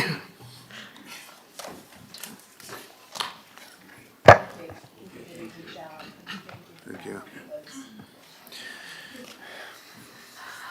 Okay, moving on to DRB 25-1117, 8101 Collins Avenue. This application has been filed requesting design review approval for the construction of a new single-story Community Information Center, Miami Beach Log Cabin building with an exterior patio to be located in a vacant area within North Beach Oceanside Park. Okay, so this is an application that was previously discussed by the board on September 19th. The board had several recommendations and recommended to the applicant several things, including further examining the design narrative to consider more traditional design elements, or alternatively, go for a more contemporary approach to reference the original log cabin design. They requested that the applicant evaluate the proposed stone wall. They requested that, the board requested that the applicant explore window styles that are more reflective of the design approach, whether they decide to go more traditional or more contemporary. Recommended using more eco-friendly materials, and recommended providing a water fountain. So the applicant has, the applicant is the city, has updated the plans and made several modifications. So the design team has recommended repurposing the original log cabin wood for custom millwork and furniture, such as bookshelves and reception desk. The existing fireplace from the log cabin will be retained to preserve a sense of history and place, so they've clarified that. Most of the heavy stone wall on the front of the facade will be replaced with an aluminum railing to modernize the space. Coral stone native to Florida and already featured in this fireplace will be used on the retaining wall sections, on certain retaining wall sections to create a lighter, more open atmosphere. Windows will be updated to a double hung style, aligning with a more traditional log cabin aesthetic. The door has been redesigned as a single entry with 2 side windows. They've provided detailed assembly drawings. The board, I believe, requested some more details on that. The monument sign has been removed and replaced with a wall-mounted sign above the entry porch, and the applicant has incorporated a water fountain. So the applicant will also be providing some material samples for the board's review, and staff recommends that the application be approved. Thank you very much. Any disclosures from the board? Okay, thank you. Good morning, Colette Satchel, Office of Capital Improvement Projects. We really welcomed your comments during the last meeting, and I think the resulting design is much improved. It's a lot more airy. It almost seems more Florida, more Miami Beach. I hope you agree. I'll let our team, BEA, go ahead and run you through the changes we've made. Thanks. Thanks, Colette. Morning, members of the board. My name is Sofia Ramos. I'm with BEA Architects. I'm joined with Robert Draper, who's the VP at BEA. And yeah, the focus today will just be to address the comments that you all had in the previous meeting, hoping to just be brief and show you what we've done to make the improvements. There we go. So just to orient yourselves, this is the log cabin as it used to stand, built in 1934 in the Chink technique style of log cabin.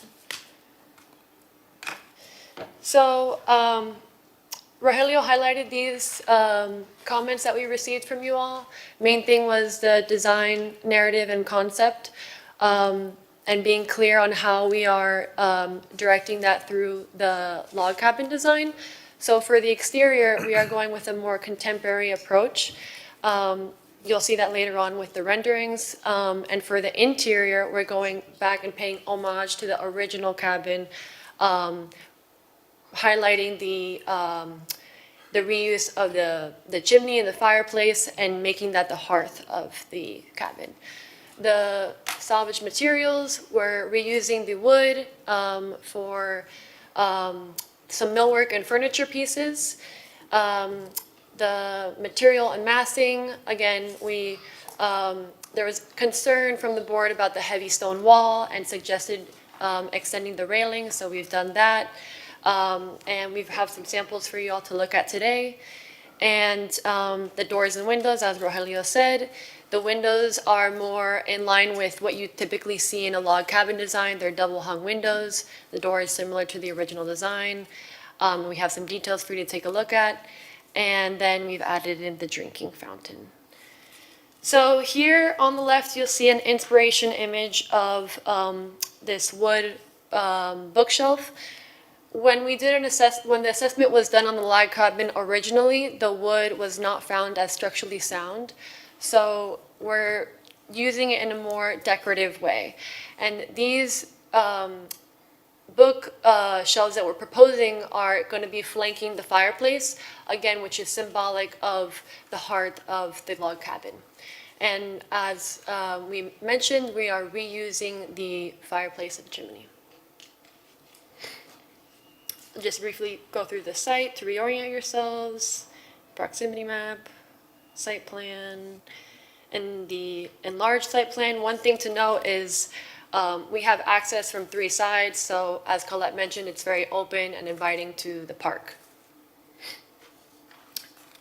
This is our digital material board. After we finish the presentation, we can hand out some of the physical samples if you'd like to see. A few to know are the wood log siding material, which is intended to match or stained to match the original log cabin design. We have the coral stone, which is used as the bottom of the columns, and it's supposed to match the fireplace. And then the last one that I want to point out is the glazing used on the cabin. The idea is that it's reflective on the outside, so you can, but you can see out from the inside.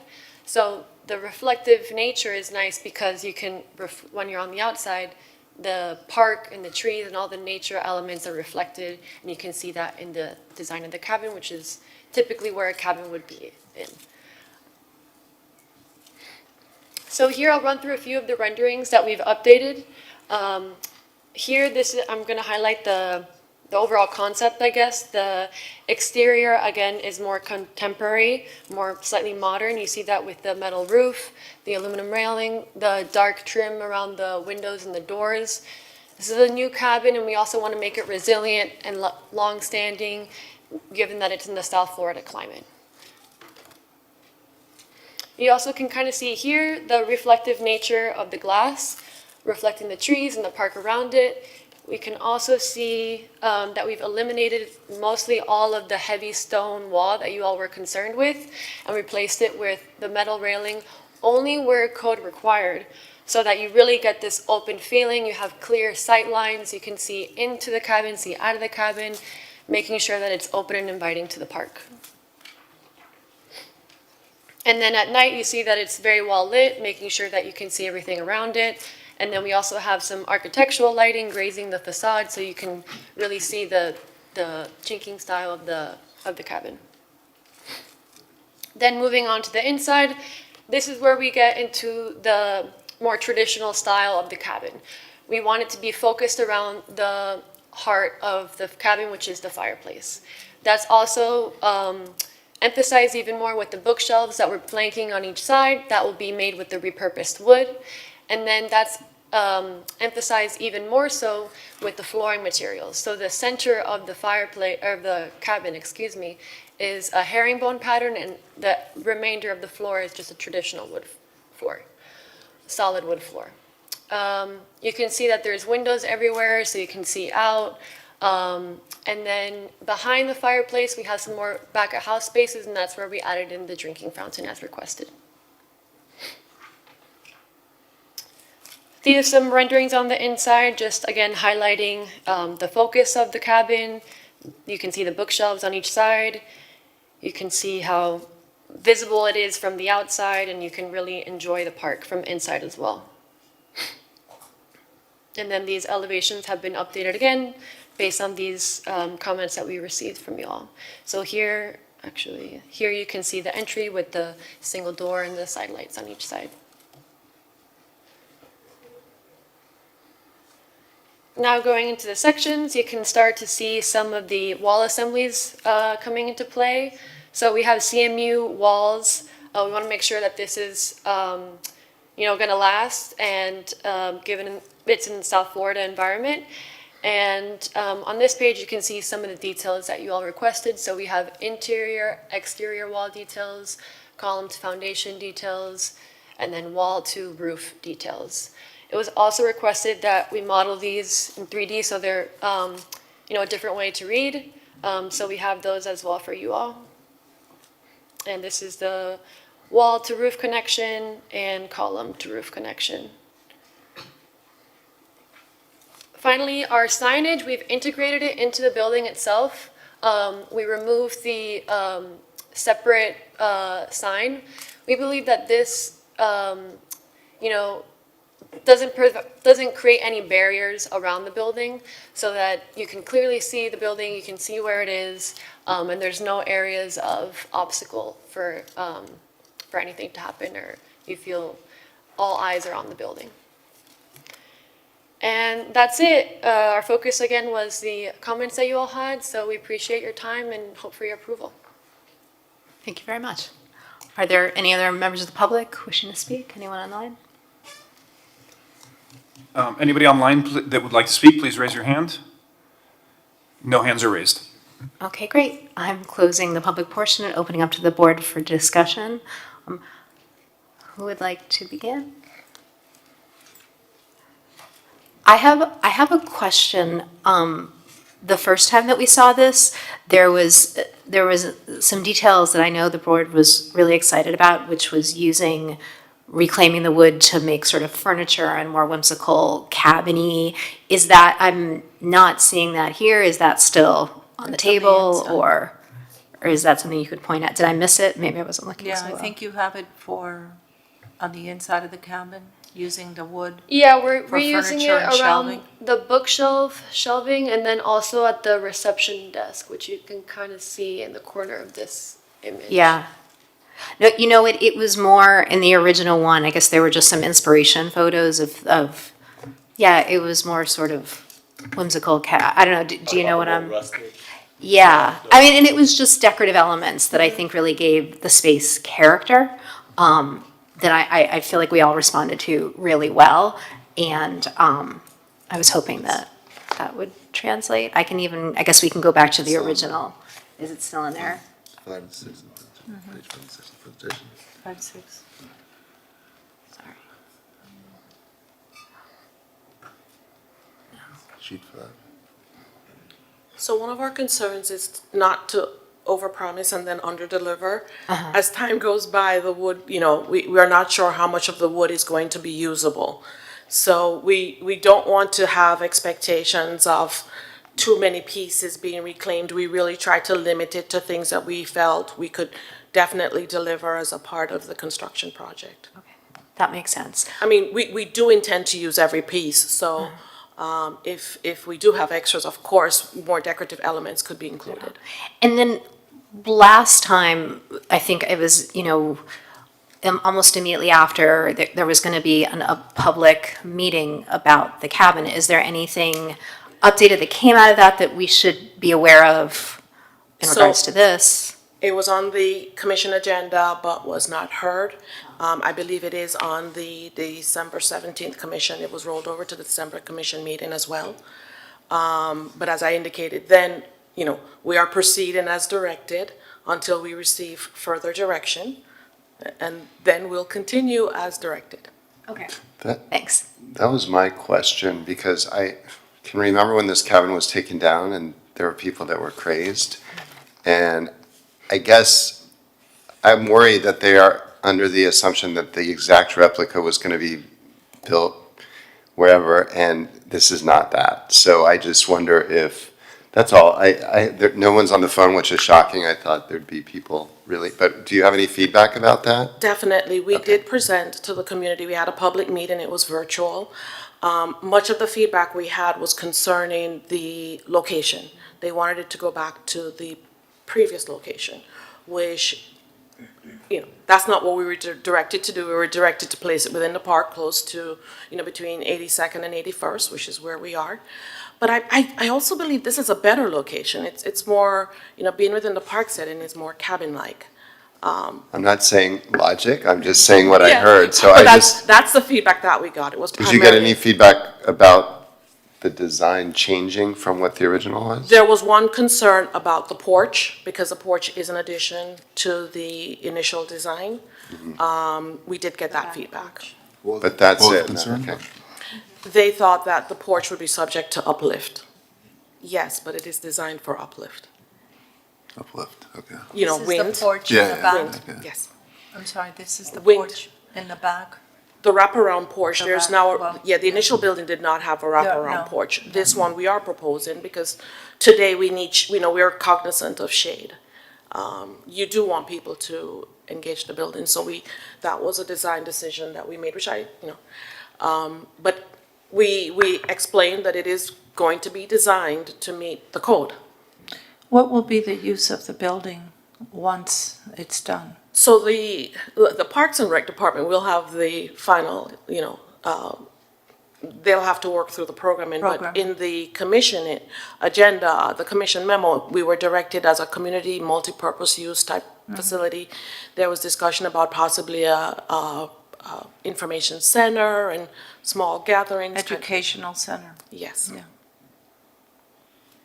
Thank you. I know that you had stated as a design decision that you wanted to go in more the contemporary direction as opposed to a more traditional. And was there ever any, as I was looking at this, over the weekend, was there ever any discussion of, instead of using black aluminum, to use more sort of brown or something closer to a cabin, or? We did take a look at that. I think that the dark kind of ties everything together with the roof, the railing, the windows and the doors. I think it ties it all together nicely, but. I guess I mean to have the roof, all of the elements that are now black aluminum, to have that be a brown aluminum that's more log cabin-y, but I don't know if that was ever, that the gesture that you're making to make it seem more contemporary is this decision to go black. Yeah. As opposed to brown to sort of pick up the wood. Yeah, I mean, brown is a choice. We can certainly do that. I think it would be more kind of making it look more log cabin-y, look like wood, but having the material look almost not like wood for those certain accents is the decision to make it look more contemporary. I don't know if the board is ready for a motion. I actually have one, there was one in terms of the materials, and I think we'd also mentioned this about the choice of using ipe wood as maybe not the most sustainable. Is there an alternative that we can look at for the city? I would also think it's expensive. Yeah. Well, Ipe has a very long lifespan. Uh-huh. That's why you're Selecting it. as long as you maintain it properly. I remember that we used, But in there the are city. other options we can use, yes. There was, I think it was called Penelope wood on the boardwalk, and it was supposed to be the hardest wood from Brazil available, and yeah, it was hard, but maintenance became the issue. I mean, I would like to see, I know that we've seen ipe, come through over the years and that the discussion has become often about to have one that's more sustainably sourced and farmed and all of that. That's also the durability. And certainly there are plenty of options out there that we could substitute that with. I personally would like to see that. I don't know what it also seems to work with the city and our agenda of resiliency and sustainability and all of that, to have that. Yeah. Any other comments? I one, the interior trusses, what are those gonna be? Are those prefabs? Those are gonna be timber. They will be timber? Okay. Good idea. They look timber. I just want to make sure we're not using nailer plates and Metal. our ceiling won't be as nice as the rest of it. But thank you for making these revisions. And I know last time I was a bit difficult about it, but I think you made a lot of nice changes here, and it looks a little bit, a lot more proportionate and in the style of Miami Beach log cabin. And I think the fireplace is really going to add some good character. I'm glad that, yeah. Okay. If there's no other comments, does somebody want to make a motion? I make a motion that we approve the project at 8101 Collins Avenue, the log cabin, DRB 25-1117, subject to the conditions enumerated in the draft order that is attached. And thank you for a beautiful project. Second motion. Thank you. Motion by Ms. Butakavolli, second by Mr. Lester. All those in favor? Aye. Any opposed? Motion passes. Thank you very Congratulations. much. Thank you. Oh, and thank you for adding the water fountain. So. And I was in Bay Shore Park yesterday, and it's fantastic. Congratulations. So, I'm going to suggest we take a quick 10-minute recess. So we'll be back.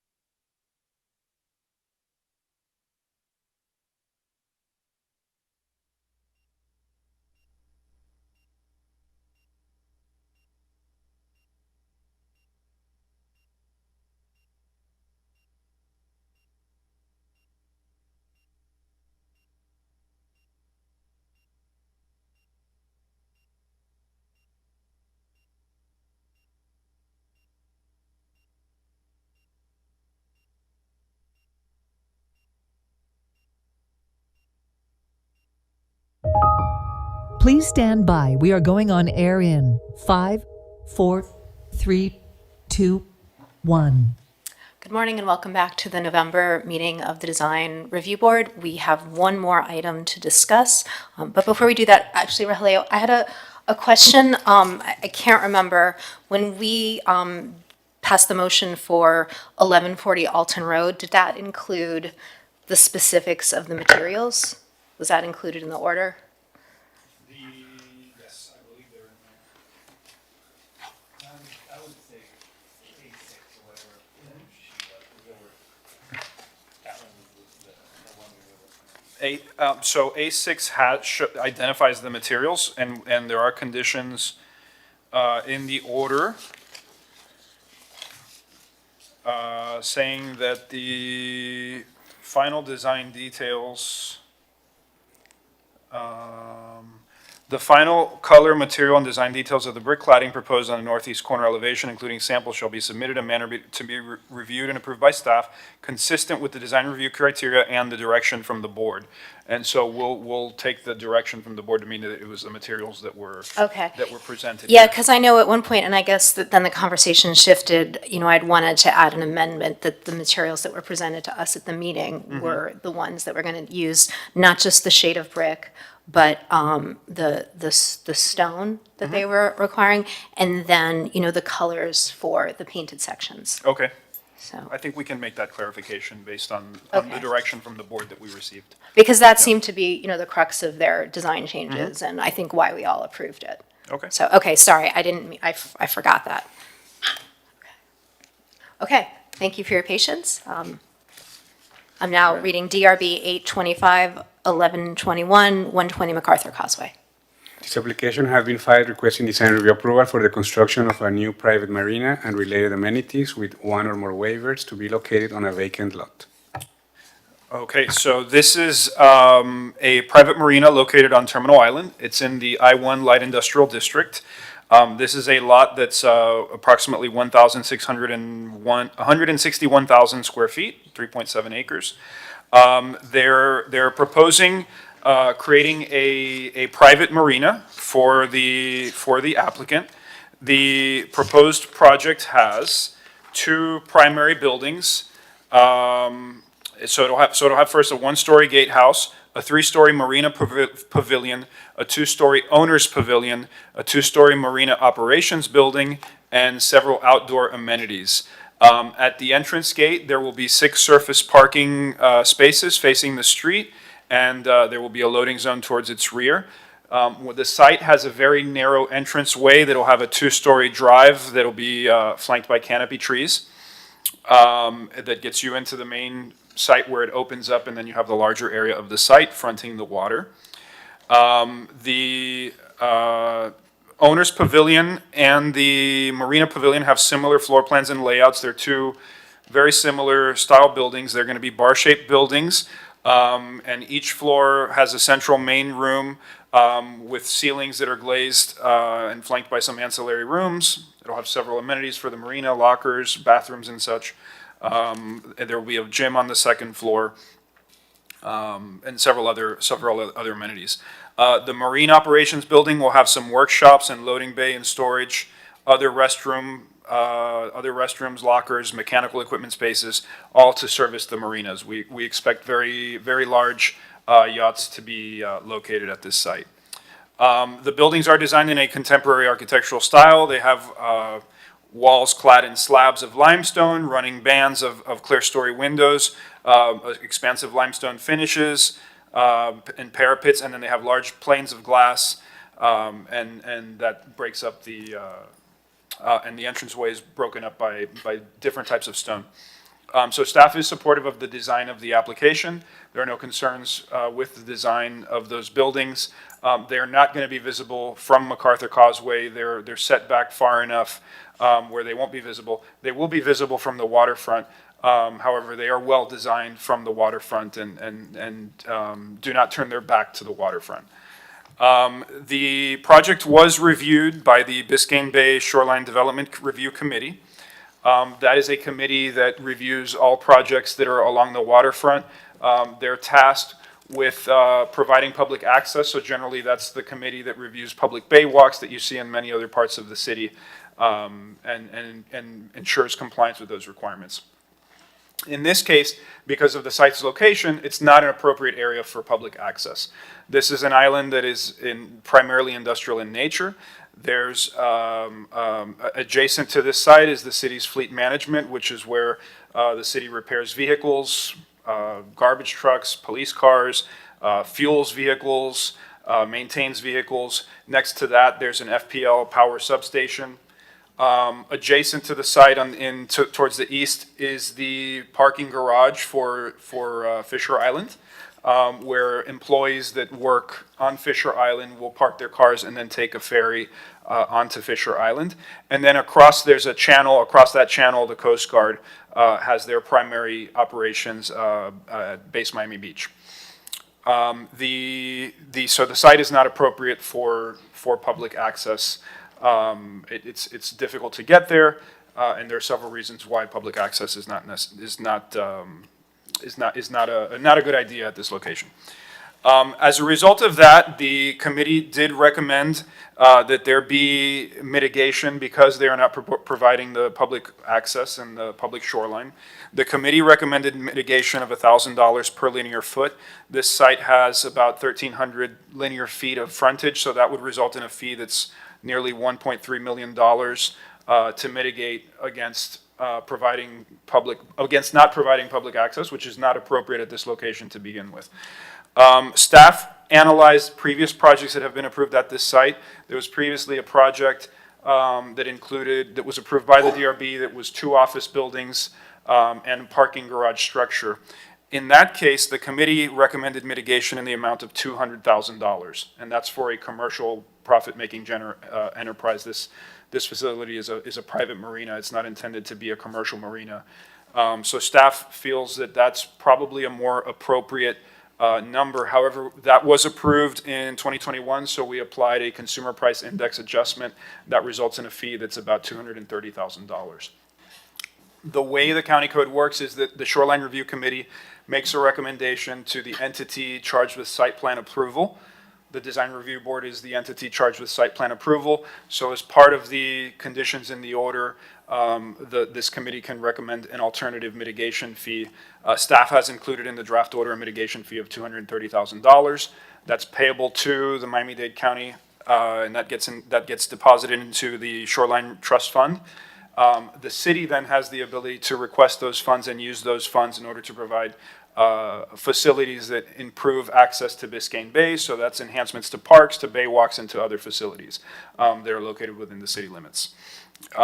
So with that, staff recommends that the application be approved, subject to the conditions in the attached draft order. Any disclosures from the board? I spoke with Neeson Kasdan briefly. Thank you. Ready? Okay. Sorry. That's okay. Is 10 minutes okay, Neeson? I think I may need 15. I'll try to do it as quickly as possible. Good morning, Neeson Kasdan and Cecilia Torres Toledo of Ackerman, representing the applicant, One Island Park LLC. If we could put the presentation up. Oh, there it is. It is on the screen. With me today as well are some of the key designers and consultants for this project, including Gabriel Campuzano, who is the lead project architect. We also have Dan Moore, who is the marina consultant, as well as Chris Cawley, the landscape architect. Rogelio has given you actually a very thorough report, both in staff report and verbally, but I would want to go over a few things. This is the location that we're talking about, Terminal Island. And the area outlined in red is the property that is the subject of this application. Just to further orient you with regard to this, to the east and to the south is the Fisher Island Community Association parking garage and the service ferry launch. Immediately to the west of our property is the city's maintenance yard, as Rogelio has pointed out. And to the west of that is the Florida Power and Light substation. and to the west of that is the Fisher Island Ferry for residents and visitors. Across the channel to the east from our property is the Coast Guard base. So all of the uses there are industrial, which is why it was determined at every level by the county staff, by the Shoreline Board itself, by the city staff, this is not an appropriate place, of course, to have pedestrian activities. Taking it out a little bit further, you see the location of this property in context of the greater area. Its other most immediate neighbor is the Port of Miami, which of course is the main port for this county and for main cargo and passenger port for South Florida. It is not close to any residential use. The closest uses are probably a third to a quarter, a third or more mile away. And so this is the characteristic of the area in which this is located. I want to show you as well the existing use of the property, which is really, you see there's the one-story building, which is at the entrance, which currently exists. Other than that, there are no other buildings on the property. But it is important to take a minute for you to understand historically how this site has been used. For decades, most of its existence, it was a cargo terminal port where there were large freighters and hundreds of containers which were loaded and unloaded there. That's how the name Terminal Island, in fact, I think came about. Other uses have been either proposed or made of that property as well, including there was a proposal to have residential uses there, which did not move forward. There was a use, and it currently can be used as a commercial marina. That is a use that has been made most recently. And also importantly, and I'll deal with this in just a moment as well, there is an existing approval for a large office restaurant complex with a commercial port on that island. I bring this to your attention because this is the least intensive use that has ever been made or proposed for this property. It is also by far the most secure use because it is a private marina for one individual.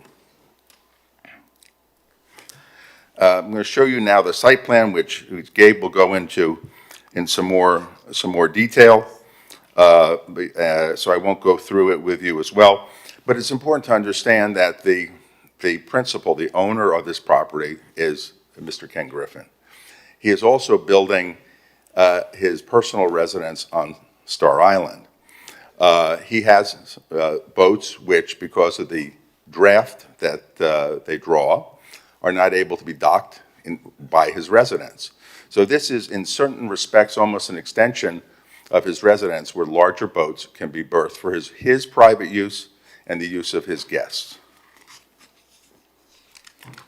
I want to take, for a moment, show you what this board previously approved. This was the office complex. It was 2 office buildings with 160,000 square feet of office, plus a commercial marina. It also included restaurant usage of 120 capacity with 100 seats restaurant on the top of the building at the point, as well as 20 seats on the waterfront, with hours that were allowed by the planning board from 7 a.m. to 3 a.m. In other words, a very intensive use of this property. Show you, compared to ours, now of course the architecture I think is incredibly elegant and beautiful and appropriate for the site, but it is very low in intensity and low in activity. This is another view. This is a view from the Coast Guard base of what has been approved, which includes as well not only the 2 office buildings, but also a 380-car parking garage, which of course we will not have and we won't need. This is what the view would be from the Coast Guard base. Open, less intense, very secure. Finally, I'd like to just compare the 2 programs, just so you understand how less intense this use is and how secure this use is. The project that was previously approved by this board, as I mentioned, was not only an office building, but had 120 restaurant seats, 100 restaurant on the top of the building, as well as a commercial marina. This is a private use marina for a single user, which has, by the way, been approved by the planning board, the conditional use permit. The floor area for the office use was 161,000 square feet. This is less than 37,000 square feet in the 4 buildings that you will see. The building height, 75 feet for the office use. This is at its highest point, 1 building will be slightly under 47 feet. There's a vast increase in open space as well of 35,000 square feet compared to 62,000 under what we're proposing, and of course significantly less parking spaces as well because of the private use. I would also note that in terms of traffic, the previously approved project had between 220 and 270 trips at peak demand time. We have between 1 and 2 trips at peak demand time. So this is, for everything that is on that island, the city's maintenance yard, the Fisher Island Community Association, the Coast Guard base, this is actually the best neighbor you could possibly have. And I just wanted to bring that to your attention. With that, and I thank you for indulging me on this, I'd like to turn it over to Gabe to go through the site plan. There are a couple of minor changes to conditions I'd like to deal with at the end. Thank you, Nissen. Good morning. I'm Gabriel Campuzano with BMA Architects. We are the executive architects for this project. Rogelio, I appreciate the thorough description of the project, which will allow me to focus more on the conceptual approach of the project and the architectural expression. As Nissen was describing, this project is conceived to create a refined campus-like environment with a central open green space. And 4 very carefully positioned pavilions are set to maximize views to the southwest and the waterfront. The site plan establishes a serene and orderly composition distinct from the industrial context surrounding the property. When we look at this aerial view, we can see how a clear design intent with buildings that remain low in profile to preserve views and openness. Generous roof planes and glazing enhance visual lightness. Landscape and architecture work together as a cohesive environment. The arrangement reinforces balance, calmness, and a sense of arrival.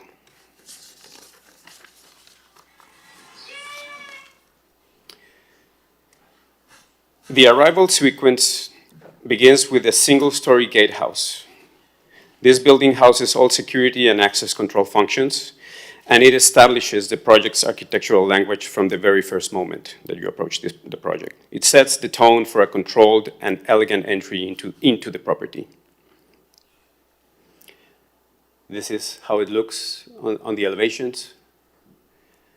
And as you continue along the tree-lined boulevard, which is the main spine that organizes all the layout of the project, the 2 principal pavilions come into view. Situated opposite to each other on a raised podium, together they frame a central courtyard for recreational and social use.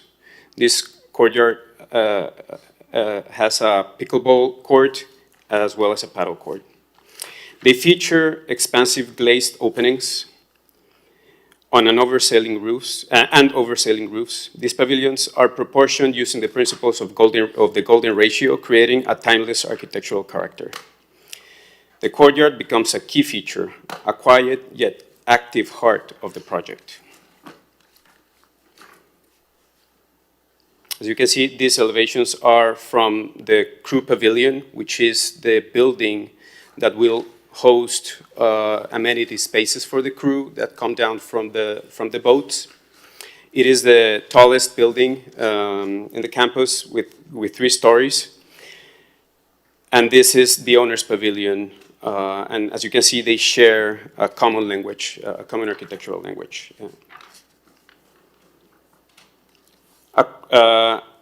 And then, if we keep going, we'll see the Marine Operations Pavilion, which is a more utilitarian building. Located at the western edge of the site, this pavilion supports day-to-day marine operations.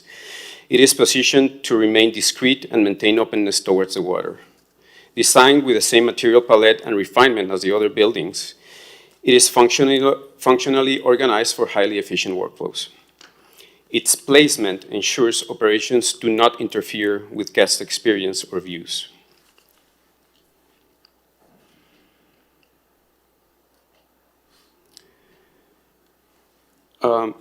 And just to talk about more about materiality, across, I'll go back to this one, to one of these.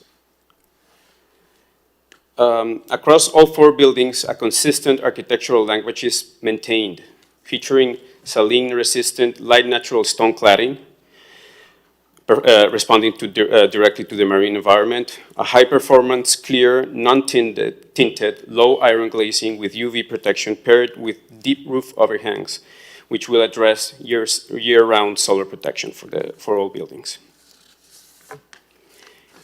Elegant and precise detailing, reinforcing calm and a monumental presence. This palette ensures durability, cohesiveness, and long-term visual quality. One Island Park introduces a new landmark presence for Miami Beach, one that contrasts and elevates the existing surrounding context with clarity and architectural purity.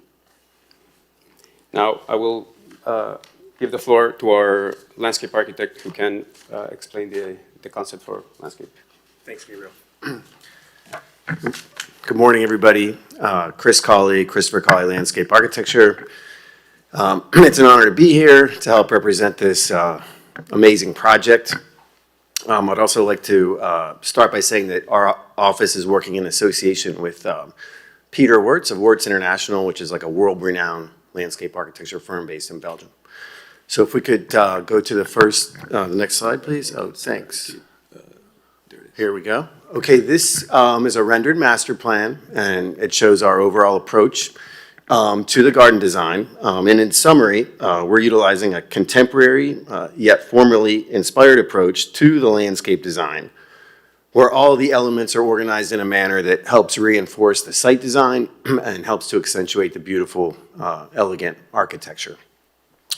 Our first main landscape architectural move is to line the main driveway with a formal row or allée of tall green buttonwood trees. We think this will form a really powerful statement, bringing you into the site. It'll help frame views to the first central open space.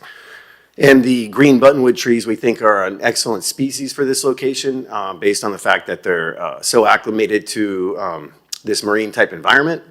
And because they definitely can easily be maintained at 30, 35, 40 feet tall and form a really beautiful evergreen buffer lining the driveway to help provide screening to both the Fisher Island parking garage and also to the Miami Beach buildings on the other side of the roadway. As we traverse through the entry drive and we enter the first open space, which is the central green area you see up on the screen, the overall concept is to have that be open. That sort of acts as the landscape heart of the campus design, as Gabriel mentioned. And Peter Wertz of Wertz International has developed this very cool contemporary scheme of low plantings that you can see here in the rendering. There are these crescent shapes of white flowering Pennisetum grass and then some low banding of green island ficus. And it's all unified by an open lawn area. The idea is to preserve views through this entire space, and the overall design is meant to form a little bit of a counterpoint to some of the axial relationships amongst the buildings. Additionally, in the central area on the screen, we're continuing the row of green buttonwood trees. So that extends the access along the drive, and so those green buttonwood trees form a buffer that goes next to the 2 pavilion buildings. In between the 2 pavilion buildings, there's a proposed pickleball court and a padel court and an open plaza with a really classy limestone material to match the buildings. And so those green buttonwood trees help to separate that space from the central garden. And at the terminus or the apex of the site, there's another large open garden space. It's utilizing the exact same type form language as the central garden. The intent is to preserve views from the building out into the bay, and also from the bay into the property. And then finally, along the east, we have a linear band of native evergreen trees meant to provide screening along that portion of the project, and again, to reinforce the axial nature of the entry drive in the alley of trees.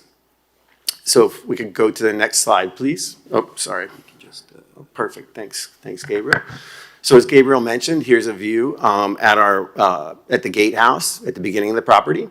To the right are some concept images. Here we really get to see this powerful form of the landscape leading you into the property and creating drama for arrival and for exit. On the right side, you'll see just some example images of green buttonwood trees. We're also utilizing a native hedge.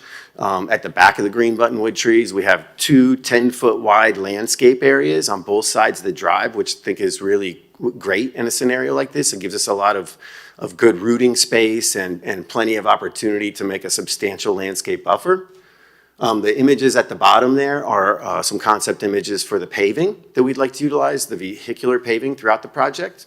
We selected light gray pavers in either like a natural cobble or another type of unit paver with a little bit of granite inside of it.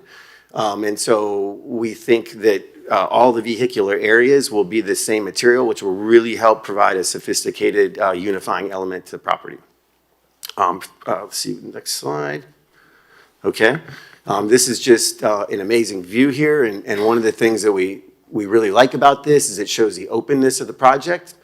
You can see how much green space that we have and open space. On the right side, you'll see some concept imagery of the contemporary crescent shapes of the fountain grass, and then the low clipped ficus green island. The cool thing about that is the fountain grass will sway in the breeze, and the ficus green island provides a very contemporary form and a really strong form language. And then the final slide regarding the landscape is this is our overall palette.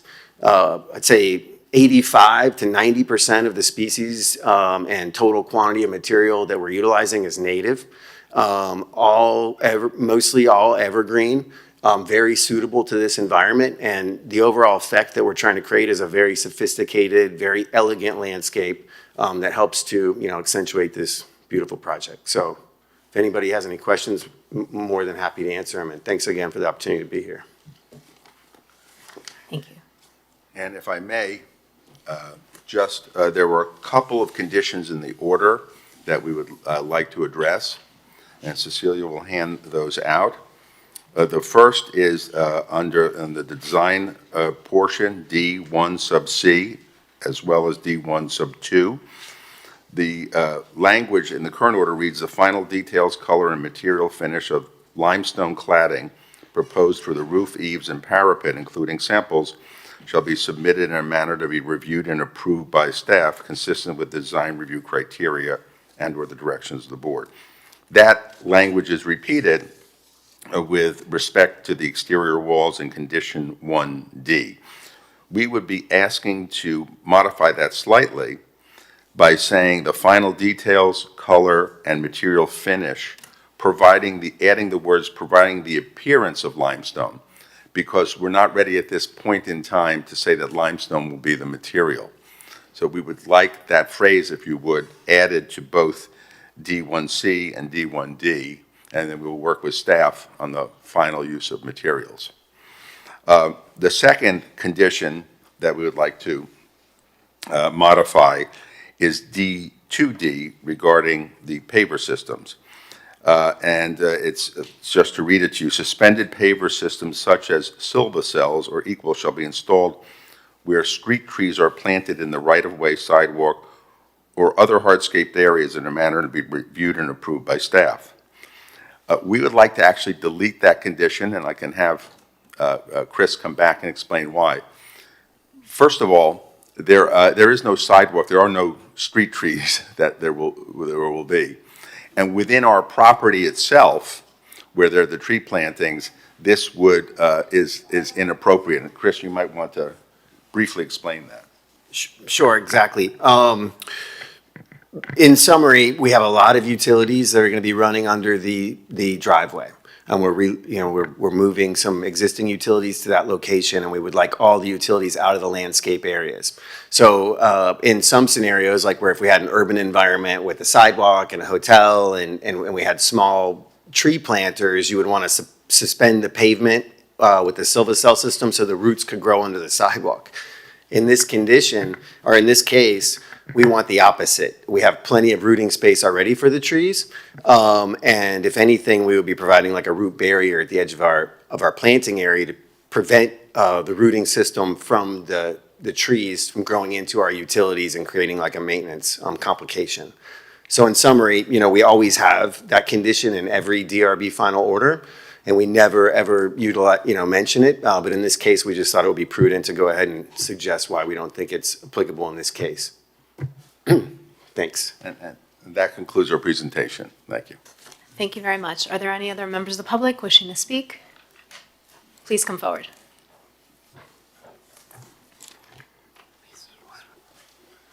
Madam Chair, members of the board, city, my name is Clay McKinney. I am the commanding officer of Coast Guard Base Miami Beach. So I really appreciate the opportunity to express a few comments and concerns we might have with the proposed design as it sits. One of these to clarify, for residential use, obviously we're not zoned residential. However, the closest members who are sleeping are about 300 feet away on the cutters, the ships that are there in the water.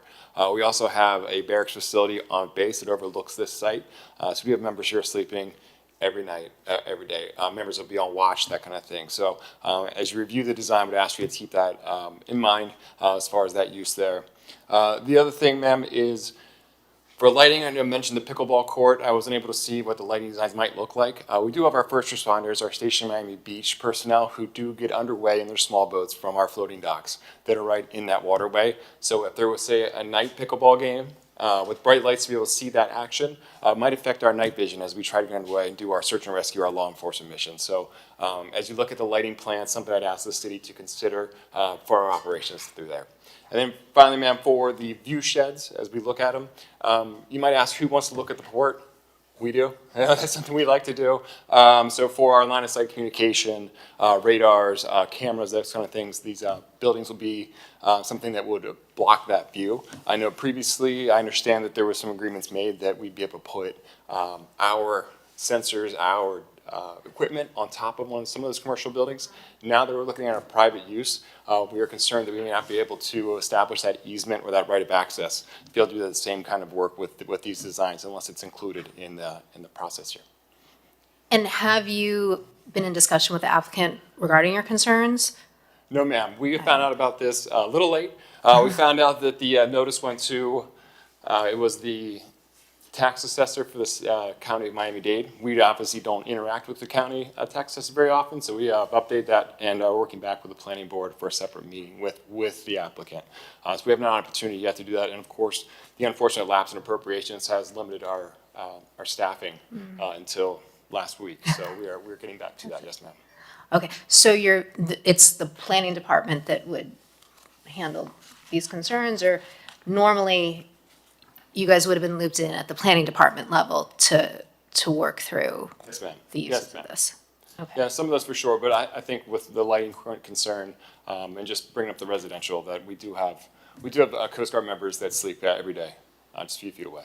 And, I was thinking, based on this design specifically, I mean, do you have any specific concerns about this, or it's something really that you need a larger conversation with the applicant to discuss?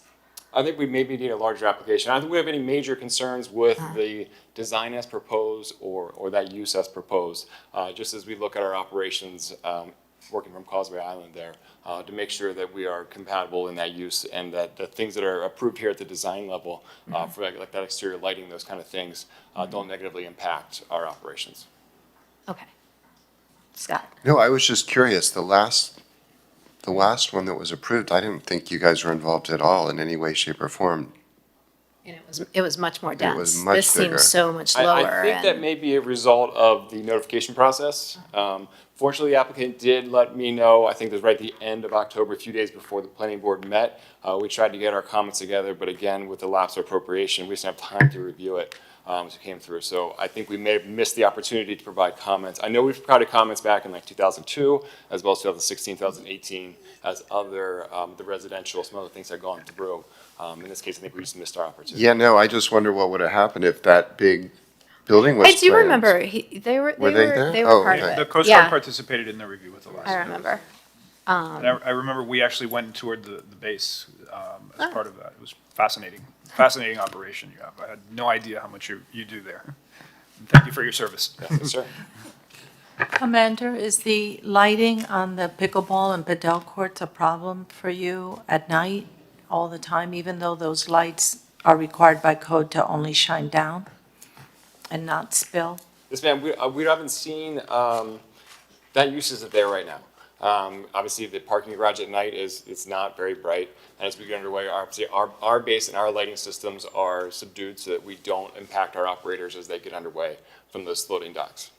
And the equipment that you're saying, if I understood correctly, to be placed on a rooftop, that now because this is a private building, you may not be able to place equipment, what kind of equipment are we? Yes, ma'am, that would be line of sight, like maybe microwave communications as well as radar equipment or cameras. So that is something that possibly you can speak with the applicant and come to some agreement as to what can be done Yes, ma'am. on the rooftop of any of these two buildings that they're proposing. Yes, ma'am. Okay. Because your buildings now are not as tall or taller? That's you're correct. saying- We have a two-story building, where a lot of these sensors would be on. So the 46 feet, 9 inches is significantly taller than our building. So it's really just one of the three pavilions that is a concern, or all three? It would be the two main buildings, the owner's pavilion as well as the marina pavilion. The guard shack being out of the way, not a concern, and I believe the mirror operations building would be blocked by the other two structures. Okay. Thank you very much. Thank you. Thank you. Do you? Yeah, Yes. just briefly, couple of things. And planning staff, just for the sake of the record, planning staff has already addressed this. Notice was properly sent to 120 MacArthur Causeway 30 days in advance of both the planning board hearing and of this hearing. We also have reached out and tried to meet, to go over the plans as well. Fortunately, just today, through the good offices of the planning department, we're now able to have a meeting, but we've been wanting to. Planning staff itself, over 2 weeks ago, sent, even though this is all accessible online, sent the full plans and everything. So, but let me also say, and of course, you've all recognized the existing approved use, much higher, much more intense. We have much less building. But let me make this pledge, of course. We will work with planning staff, and if there's anything in the design that needs to be modified for the purposes of the Coast Guard, we'll work with planning staff on that. That goes without saying. Mr. Griffin, I think you may know, has an incredible record in support of the American military and respect for it, and we will certainly work with them to accommodate their needs. I think, not only think, I know this is the best possible use. Among other things, Mr. Griffin will have 24/7 security on the property. There won't be hundreds of people, the public attending there. There won't be a restaurant. So, but we will work with planning staff to address any concerns they may have in terms of the operations. Thank you. Any other members of the public wishing to speak? We do have one member online with her hand raised, Jane Krupp. Good afternoon, Ms. Krupp. Before you address Good the board- afternoon, Jane Krupp, 1390 Ocean Drive. Ms. Krupp, before you started and address the board, I Yes. do need to swear you in. Okay, so do you swear or affirm that the testimony you'll be giving in this proceeding is the truth, the whole truth, and nothing but the truth? Yes, I do. Okay, thank you. I'm going to set the clock for 2 minutes for you to address the board. Okay, I have a couple issues. First, I'd like to completely welcome Ken Griffin to Miami Beach. I know he's been very philanthropic. Hopefully, he will also be philanthropic in Miami Beach, not just Miami, and get us some schools and public service items that we need, hospitals desperately. So I'm a designer. I've worked on private coastal properties all over the world. I had my own firm for 45 years. I'm now here in Miami Beach because I love Miami Beach. And I live on Lomas Park, where we basically fought to have, many years ago, it restored with the Jamaican tall coconut palms.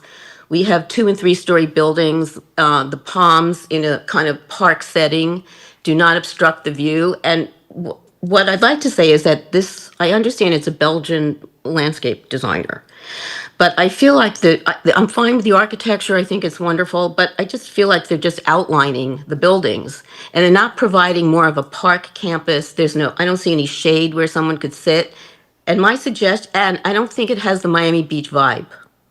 My suggestion is take those 2 triangular spaces and create more of these Jamaican talls, which have beautiful sculptural shapes. It would soften the hard edge architecture and not be so linear and rigid in the landscaping. I think it's not Miami Beach. And especially looking at it from the water, you want to see beautiful foliage and lushness. And there's something just very dry and corporate about this. So I think there's room for improvement there.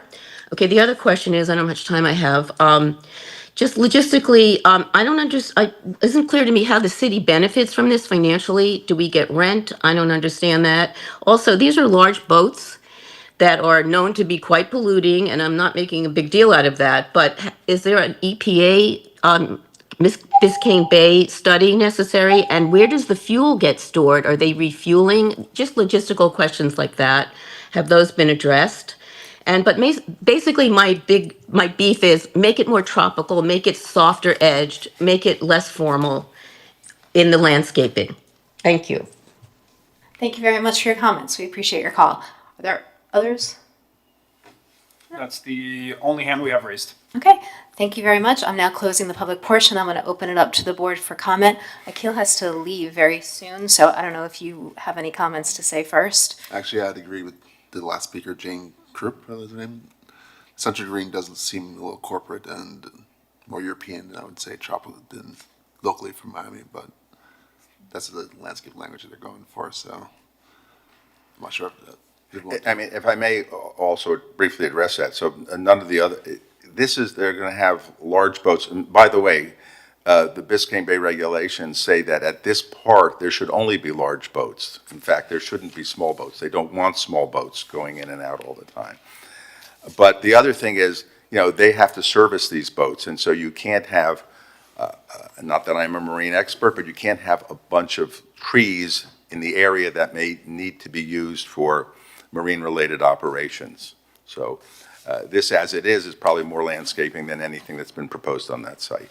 So is that, because I share the concern, so these larger sort of triangular green spaces, that it has to be low. You can't put larger trees.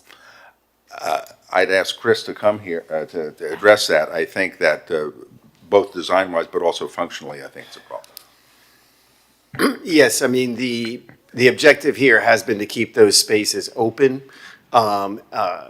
We wanted to allow views throughout the space, and I mean, I understand the comment from an aesthetically speaking. I do believe that the trees and the species that we're providing will provide a relatively soft and, tropical environment. As our own city has basically put into effect over the past 7 or 8 years, that we are really trying to utilize a lot more tree species rather than palm species because we don't value those environmentally in Miami Beach anymore. And in this case, we have, I think, 107 trees. Additionally, I would say that in these open spaces here, something that doesn't necessarily come across in the renderings is that we do have these really beautiful crescent shapes of the white fountain grass, which is something that all of our clients always love, and it does provide a soft effect. So, I mean, aesthetically speaking, this is the direction that we've gone at this point. And we welcome any additional feedback from the board. As part of your permitting process, this will go through planning landscaping as well as urban forestry and environmental and everybody else involved in the city. Yes. But you can certainly take into consideration some of the comments made by the board member and Ms. Krupp, I think, that called in. As the project gets developed and goes through review process, if there are other trees that you feel can be implemented, then maybe you take those into consideration to soften, make the look more softer. But Yes, ma'am. Thank you. Yeah, I would say that that was what it struck, I was struck a little bit by that as well. It just seems the pavilions are very beautifully designed. But it did, I was actually surprised that there wasn't more landscaping to soften, even the transitions between the buildings and the pavement around it. One of the things with this site, I mean, it is so industrial, there's so many impervious surfaces that it would be nice. I mean, I see you have these large green spaces, but it would be nice to see more green to soften things up. I was very glad that you were here to present the concept of the landscaping. I feel like and maybe this is just part of the prescribed design, but at least, yeah, one of the things that struck me was that it seemed like there's lots of paved surfaces and in proportion, not as much green. That's an awesome comment, and I understand 100%. And just along that point, I will mention that the paved surfaces that are running around the perimeter, like they're the minimum that we can have to make the marina function. There's a 5-foot seawall cap, and then we have an easement area where some of the equipment that is required to make the marina function properly, shoreline power box setback. And then we need enough vehicular circulation room to service the marina and for any, emergency equipment or service equipment that could be ever required. Now, with that said, the rest of the site, as much as possible, is green space. And like all projects, at this stage, we certainly are open to continuing to work with the landscape design and think about the comments that the board has made thus far as we continue through the process. the permitting process. Yes. So, And also you will take into account the commander's comments when it comes to the equipment on the roof. You'll work with planning and the lighting on the padel and courts that they be shining down, what have you. Confirm that that the lights shine more down on the court as opposed to ambient? 100%.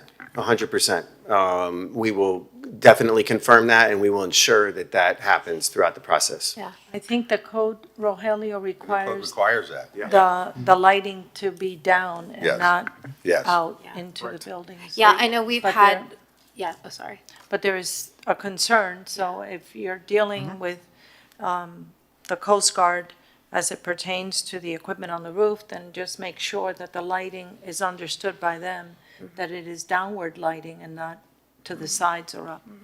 We've had a Padel facility project in a residential neighborhood, and the residents expressed similar concerns, and it ended up being approved. So I definitely think that's something that will be, taken care of, or at least addressed. So, no, I guess the comment about, it was more as a way, it seemed like with the buildings, that having some green planters or closer to the buildings themselves would the buildings are really, really beautiful, but a little bit, I want to say maybe severe. I don't know, I keep going back and forth. Like, I get the concept, and it's beautiful and it's elegant, but that was the only, just the thing. And it's, it's very clear too, even in the gatehouse, and maybe it's just because it's all driveway for parked cars, but there's not, it's just pavement and then building, and there's not that general transition. I understand 100%. And, for example, at the gatehouse, right? As you look down the driveway, there's a low landscape area, and there's a planter with some low clip, plantings in there. I mean, we would definitely be open to exploring the idea of utilizing some additional landscape elements within the scheme to help address some of the comments of the board. We just wanted to make sure that we didn't overpromise at this time based on like the functionality, site triangles, utilities, and all those things we have to think about in this area. And then your comments about the planters adjacent to the building are very well taken. And I think that there are ways to keep within the existing scheme. As proposed, there are lots of smaller planter areas We're trying to make sure that there's total screening of the open space between the two buildings. So we can definitely continue to study that with staff to try and make sure that we help soften, but then also keep with the design team intent. And if I may also just wanted to point out that, of course, this is an industrial zone.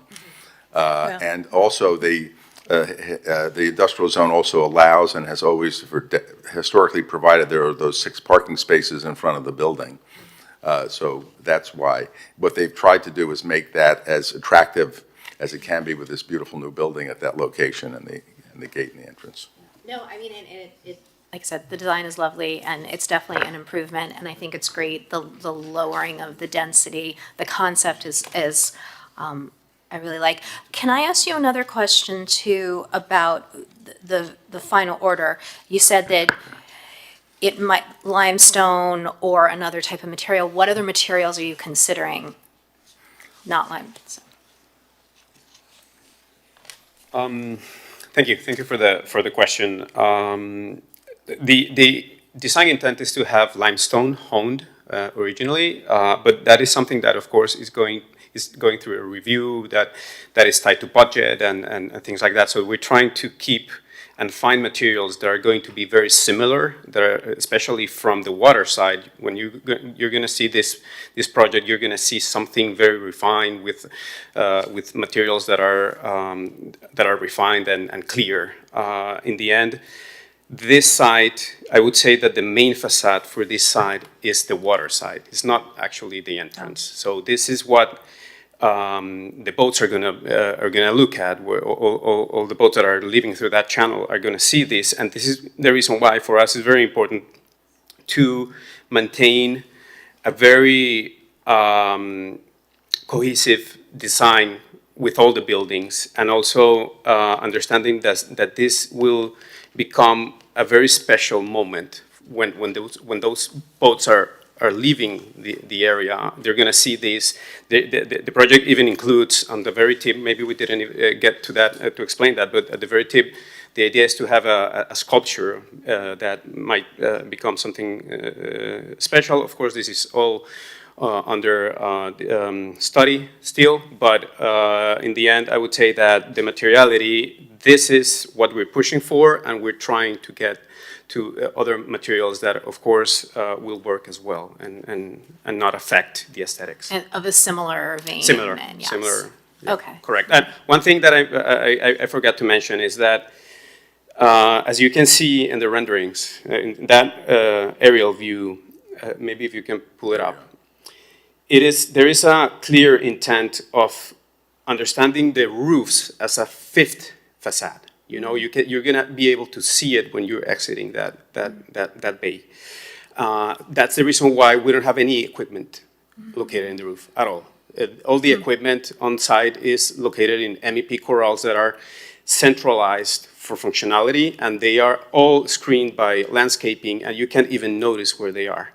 That is on purpose, and we will make all efforts to keep all the roofs out of without any equipment because of that.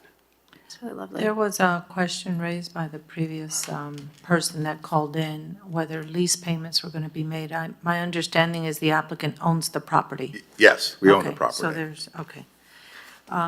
We'll be paying lots of taxes on it. Is our responsibility to review the $230,000, or is that just? That seems to be. Yes, I want to make sure I understand what the DRB's role is in this besides what we normally do, but that's one question I have for us, but also I have a question for Gabriel as you're up. This to me has sort of a European palazzo vibe to it, and I understand the landscaping following that, gravel, cobbles, roof lines, it's elegant. Is that the story? I just made that up. That's what I'm seeing. 100%. Okay. So when everyone's talking about, I know why there's not clusters of palm trees on here. That doesn't fit. Go. I'll let you guys deal with that on your own. This is an amazing project. My only question is that the two main buildings are the same footprint, and the site begins to change shape towards the point, was there thought about reducing owner's pavilion, maybe not the roof line, but the owner's pavilion massing as the site triangulates?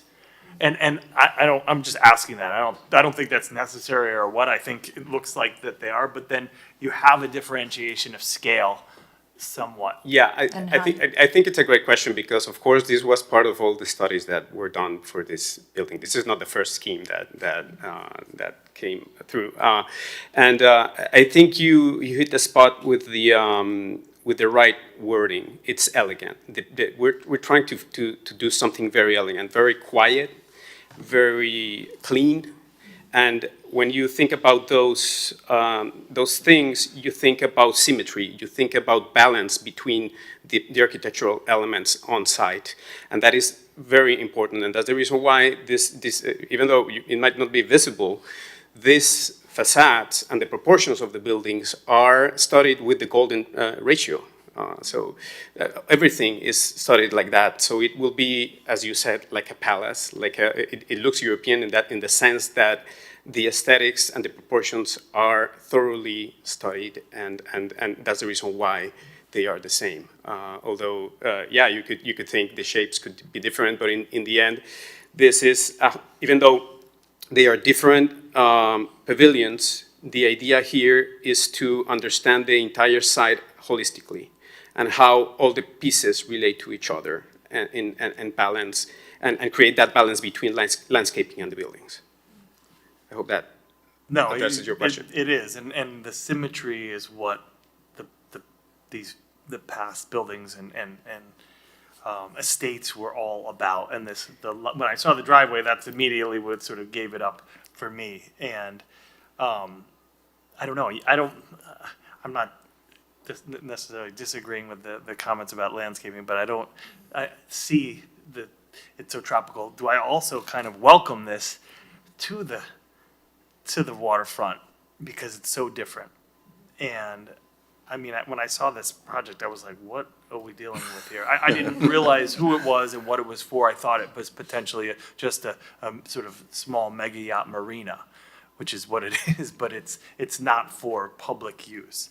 And I understand now your whole driveway is probably major cabling for power to plug these boats in. And then, so I go back to what our job is here today. Is it $230,000 a year? Can we add to Clean Water Act? What should we discuss about that if that's in our purview? So the mitigation is specific to not providing public access on the shoreline. Other environmental regulations, those that relate to boats and other navigation requirements and all that is separate from the purview of this board. What is within the purview of this board is the mitigation for this particular issue of not providing public access. Where, if I may add, there shouldn't be public access. Right. Legally speaking, there really shouldn't even be mitigation, but we're more than willing to pay what this is recommended by the staff.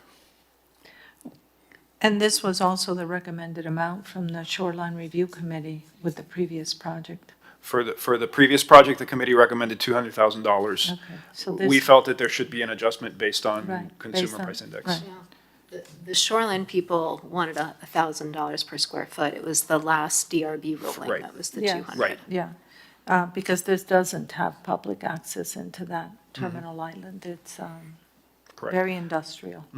And the last project, even though it was 2 office buildings, also did not provide public Right. access. They were private Right. waterfront areas. Because the buildings, I mean, one of the things that struck me that you'd said is you described the Marine Operations Building as utilitarian, which I think this is the most beautiful utilitarian building I've ever seen. Was there ever any discussion though given of putting the stairwell inside as opposed to outside? Well, it has 2 stairwells, and because of footprint and the way it works, it was easier to have it outside. And we actually think it can become sort of sculptural.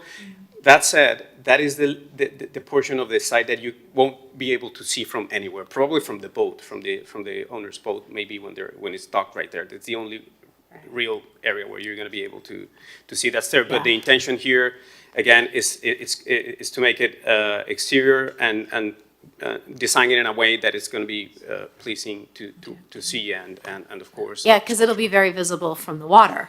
From the water, yeah, Yeah. when boats are coming, that's Well, true. that's what I think, the overall design, that this is going to be something that people see and they're going to be like, ooh, what's that? You know, like, it's very, very striking. It's such a prominent They location. will quickly know.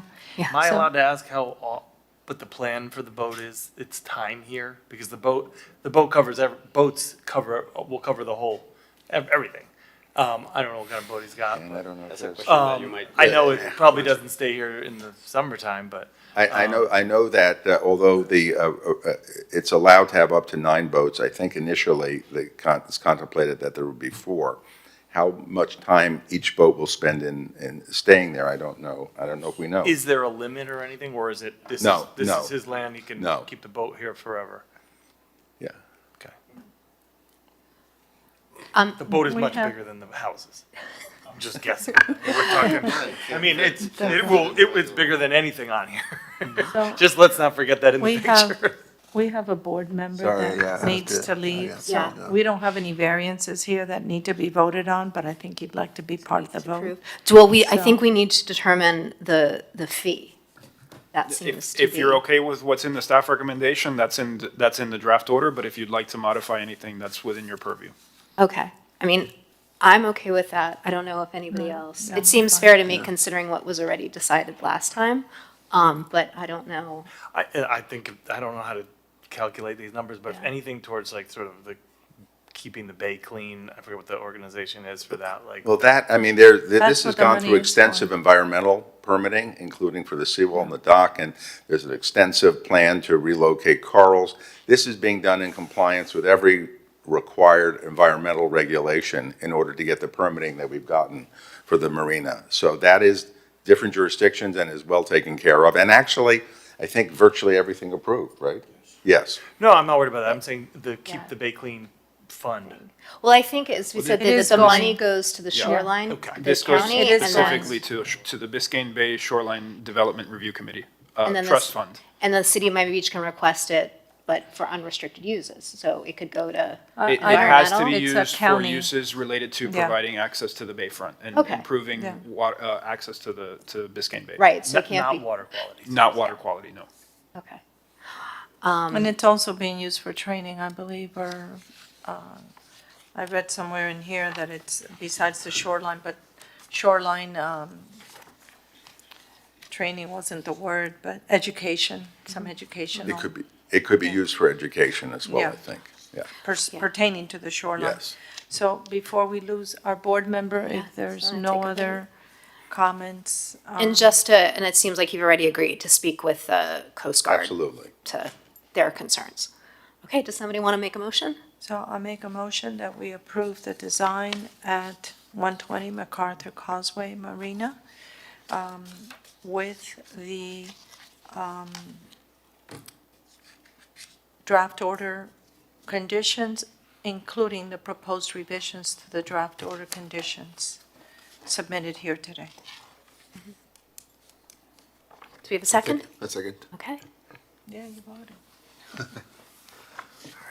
all in favor? Aye. Aye. Aye, okay. Thank you Thank you. very much. Thank you very much. Thank you. Okay, thank you very much, everyone that stayed. Okay. Our next meeting is December 11th. We'll see you then.